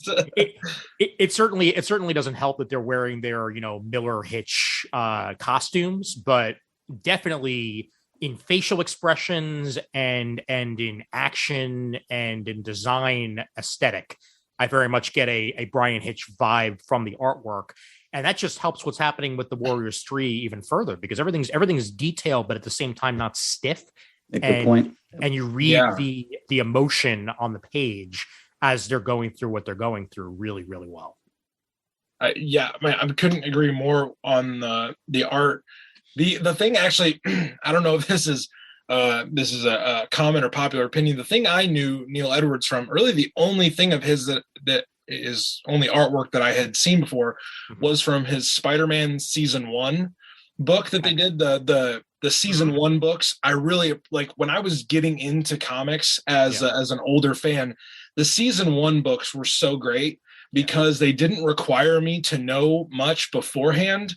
And they kind of simplified it and abridged the beginning of these heroes' careers. So the Spider-Man one appealed to me because everyone loves Spider-Man. So the Neil Edwards art in that was really the only thing I had known of him before this. But when I saw him on this book, I got excited because I enjoyed Spider-Man season 1. Yeah. I've read X-Men season 1. I've never actually read Spider-Man season 1, but now that I know that he drew it, that's more of a reason for me to track it down. I think the other thing I'm sorry, go ahead, sir. Oh, go ahead. The other thing that struck me, piggybacking on our comments about how the events of Fenris changed them, then Willingham doesn't let that go. So when he goes back to the present day, like now we understand why Volstagg looks the way he does and tries to lose himself in gluttony, basically. And there's a great scene where they're in the pickup truck with Helen. Yes. And Hogan is ticked at the way Fandral is doing his typical, come on. And you further understand why Fandral acts the way he does. Each of them kind of retreated into their own version of how they can kind of wall off what happened, or at least deal with it in their own way. This story is very deceptive because, like you said, you kind of think, oh, it's going to be really fun. And it was. Yeah. But there was something else going on there too, which made it all the more effective. Yeah.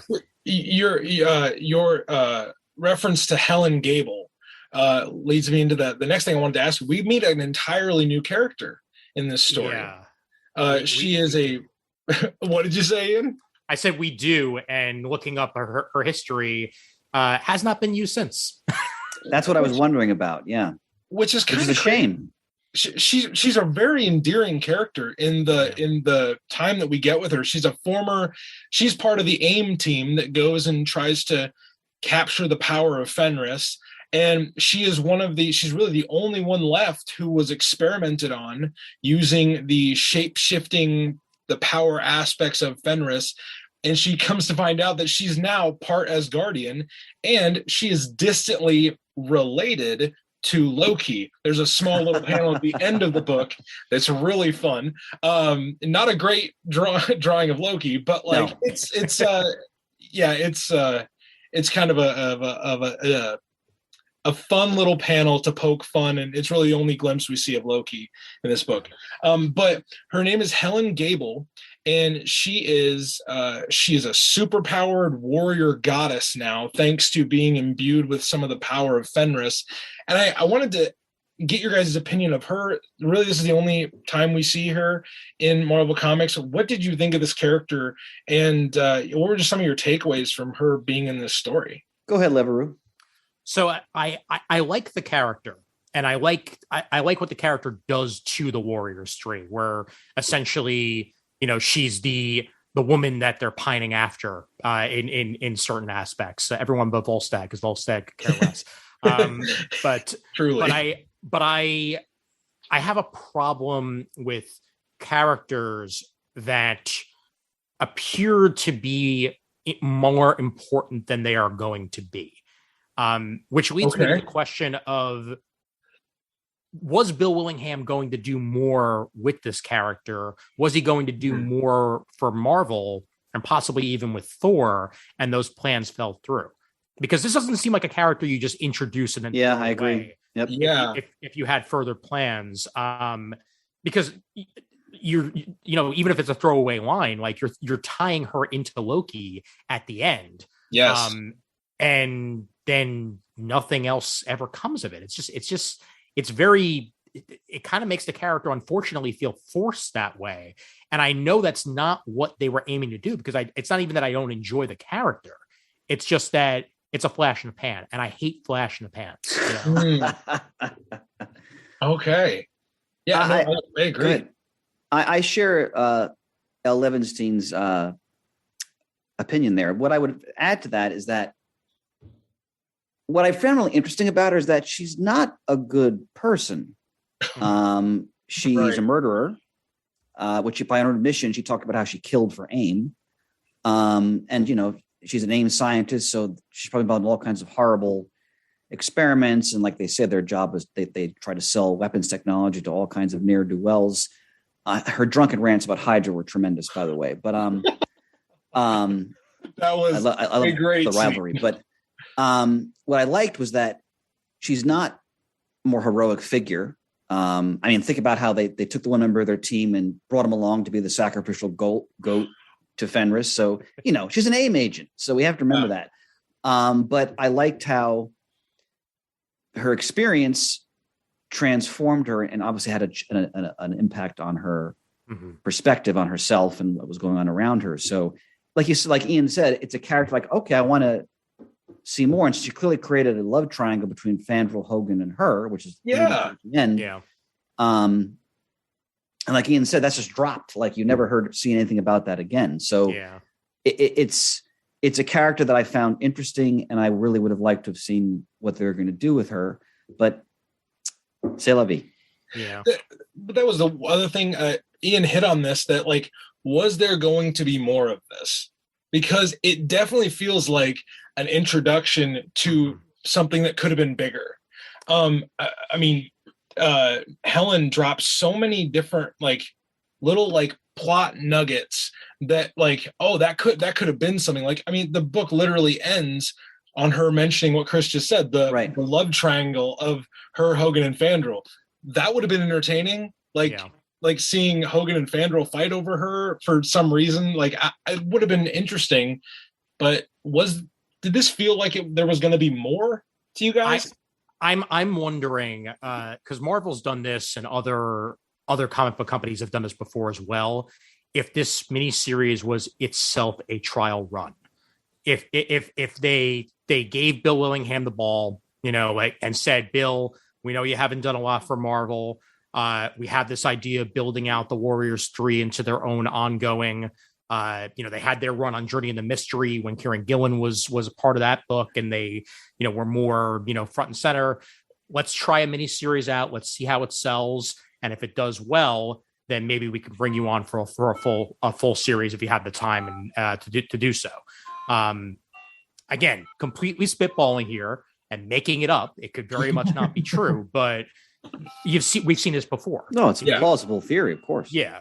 So it wouldn't surprise me if that was the case. And unfortunately, it just didn't sell the way they wanted it to sell, or perhaps Bill Willingham became busy with other stuff and couldn't fulfill it. And, it just never wind up following up that way. You never know. Yeah. I mean, it feels like the context of when this miniseries is coming out. I mean, Thor is about to hit the movie screen, and there's a lot of Asgardian events going on. Thor's book is still happening. Like, it feels like maybe, that was an attempt, a pilot to maybe expand the Asgardians into other ongoing series. But I personally would have loved that. But I'm going to love the Warriors 3 no matter when and how we get them. So I want to go more specifically to the last issue, because the last issue is where really our conflict culminates, where Fenris has this plan where he's taken on human forms, and he can take on human forms as long as he's devouring the next person he wants to shapeshift into. That's how he taps into his low-key like ability to shape shift. And he decides that he is going to detonate this bomb near Asgard and get rid of all the gods. It's a very simple plan. And the Warriors 3 have to stop a train to save Asgard. This felt so Wild West to me. And it was so much fun. But that last issue, and I'll ask you guys like for your version of this answer, but my favorite panel of the entire limited series was when Hogan swings his mace and decimates an entire train. Mm-hmm. It was so cool. Loved it. He calls it a steel serpent. And it's the most incredible panel, I believe, in the limited series. And did you have a panel that jumped out to you in this series, maybe this last issue, where our conflict kind of settles down? Well, I the one that really jumped out to me, honestly, was when they finally capture the beast. When they use essentially the invisible leash to yes, to get him back under control. And really that's kind of my favorite part of the whole thing. That using their wits and their trickery to make it happen, proving that they're not just all strength, they're also brains. And that's one of the best parts of all this, is watching them kind of evolve as characters and getting every single bit of them in the process. So that was pretty awesome. And to add Ian's point, Fandroid was even alluding to his love of Midgard detective stories. Yes, to help him along in how to crack the case, so to speak. Yep. I don't know if I had a favorite. The panel you described, Ryan, was stunning, and it's always great to see when they remind us how powerful any of these Asgardian warriors are, not just Thor. But Thor is obviously a different class, but still, that was a thrilling panel. When they were falling to Earth, when their ship was destroyed, and her narrative, like her internal monologue, was really well done throughout the series, and she's panicking about everything. And they're just like, oh, it's all right. It'll hurt, but you'll survive when you hit the Earth. You're a god now, basically.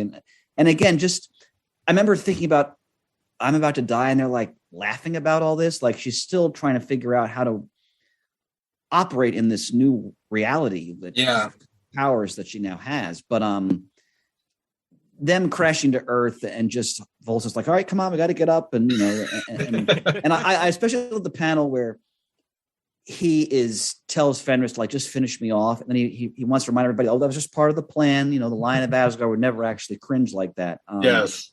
That whole sequence that like you said, when they got the invisible leash, as Ian put it, which is funny because you actually couldn't even see it because it was so fine. Yes. But it was all, they were bracing scenes. They were fun. My second favorite part was right when they catch the bomb, and the bomb is clearly the Death Star. Like that's right. Yep. So listeners, if you don't, we encourage you to go read this story. But if you want to picture the bomb that is Fenris is planning on detonating it in Asgard, just imagine a shrunken down version of the Death Star. Like they could not have been going for anything different. That was it. I mean, it's yes. If you want a little Star Wars with Thor comics, get it here. So guys, the conflict ends. The Fenris Wolf is captured again, and Asgard is saved. They have the Warriors 3 and Helen Gable to thank. Just closing thoughts of this fun limited series, that really expands. I expanded my enjoyment of the Warriors 3 and their stories, and kind of like gave me that thought, like we were talking about a few minutes ago, what could have been, what might have been. But as we finish out this book review of this limited series, what were kind of your takeaways from this 4-issue limited series? Levy Poo? Well, really, and thinking back to it now, like realizing when this came out, and you mentioned that, it was right before the Thor movie came out. I'd kind of forgotten there was also a Valkyrie one-shot right around the time that this came out, written by a friend of mine, Brian J. Glass, for Marvel. And I think it kind of says to me that maybe they were actually like testing things out and being like, which of these characters could possibly, warrant their own ongoing series. For a 4-issue mini, this does a great job of telling a really fun and interesting story, and giving us backstory that we've never gotten before on characters that we've seen time and time again. And that's what I like to see out of a miniseries. I just wish that there was a little bit more. My only complaint, and it's my complaint with Thor comics in general, especially when reading them on Marvel Unlimited, as I learned the hard way. Do not use Marvel Unlimited's app in the browser, because they do not give you the HD version of the comic, and the fonts are impossible to read. And it's always kind of been like the sans serif font that they use for Thor. It takes me double the amount of time to read a Thor comic than it does a normal comic at times, because of the font choices. And I get why they're doing it, but I have to read it on my iPad in order to actually get the full experience, or read it in print, because never doing that in browser Marvel Unlimited again. That was rough. Steer clear of the browser, then spring for the app, or buy the book and have it in your hands. 100%. Yes. Chris, what about you? Well, first of all, what's splendid here is that you got full on Levinstein. You got the so you got the technical outrage. When the wrath over a poor technical application. So, man, you got your money's worth here. It's Ian's version of what Thor would say. Someone suggests to Ian, you should read it on the browser, and Ian just says, "I say thee nay." You're damn right. You're damn right. Lesson learned. DC Infinite knows how to do a browser comic reader. Marvel, not so much. Not so much. I had a similar experience with Ian as Ian did. It was, like I said earlier, it was really, I wasn't expecting how, I should have, because it's Willingham, but how engaged this book was on multiple levels, as I said. And I got the Warriors 3, all the typical fun adventure I would expect from those characters. And then I got,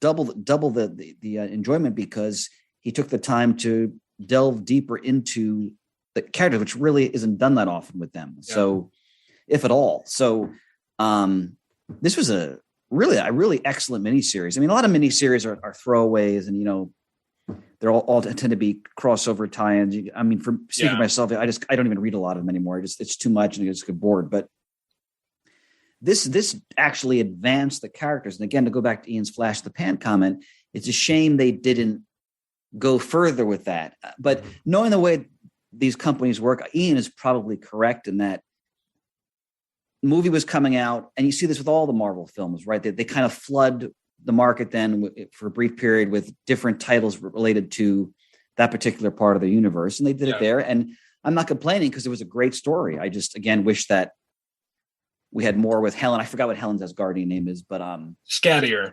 there you go.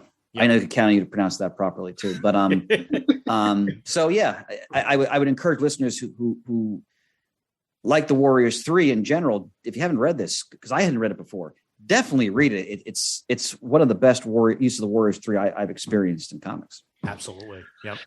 Well, gentlemen, thank you for joining me for this book review of the Warriors 3 2010 limited series. If you wanted any, just for my listeners on Across the Bifrost, any parting things about Comic Geek Speak or your personal projects, feel free to plug them here, and then we'll sign off. Ian, fire away. You can check us out at Comic Geek Speak and youtube.com/Comic Geek Speak. We usually record at least once a week and then post a video afterwards to the YouTube, and the MP3s are there.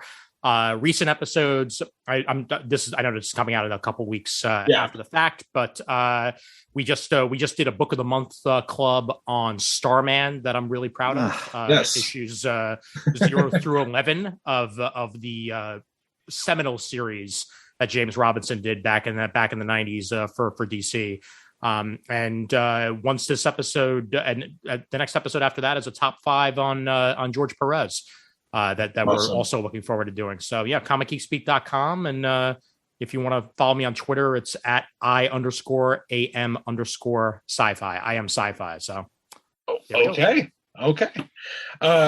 Guys, thank you again. Always enjoy these chats. Thank you, Appreciate sir. it. We had our own little Warriors 3 tonight, which was kind of nice. I appreciated that. So we will see you down the road, gentlemen. All right. Thanks for having us, Ryan. Adios. Thank you.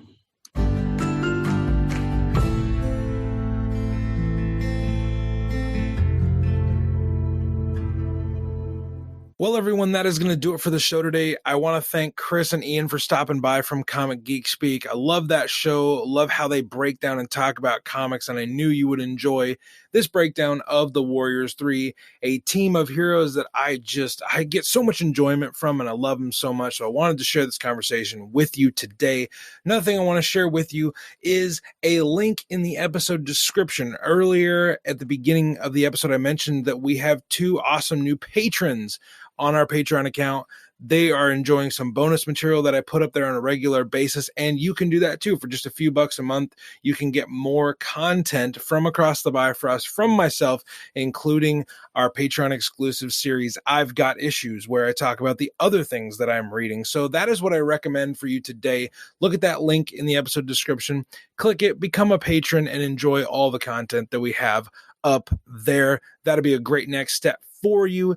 Also, we have some great episodes coming up. We are going to be revisiting our Jason Aaron Thor retrospective coming up soon. We're going to be talking about new comics. You can always join us on Thursday for our throwback series where we look at the history of Thor 1 issue at a time. We've got some great guests lined up for those episodes as well. Whenever, however you engage with us next, when you jump aboard the Bifrost for your next adventure through the 9 realms, we are so excited that you're going to do that in the future, whenever you do, however you do that. So until that time that we meet again aboard this rainbow bridge, I encourage you, dear friends, listeners, friends of the Bifrost, to stay worthy.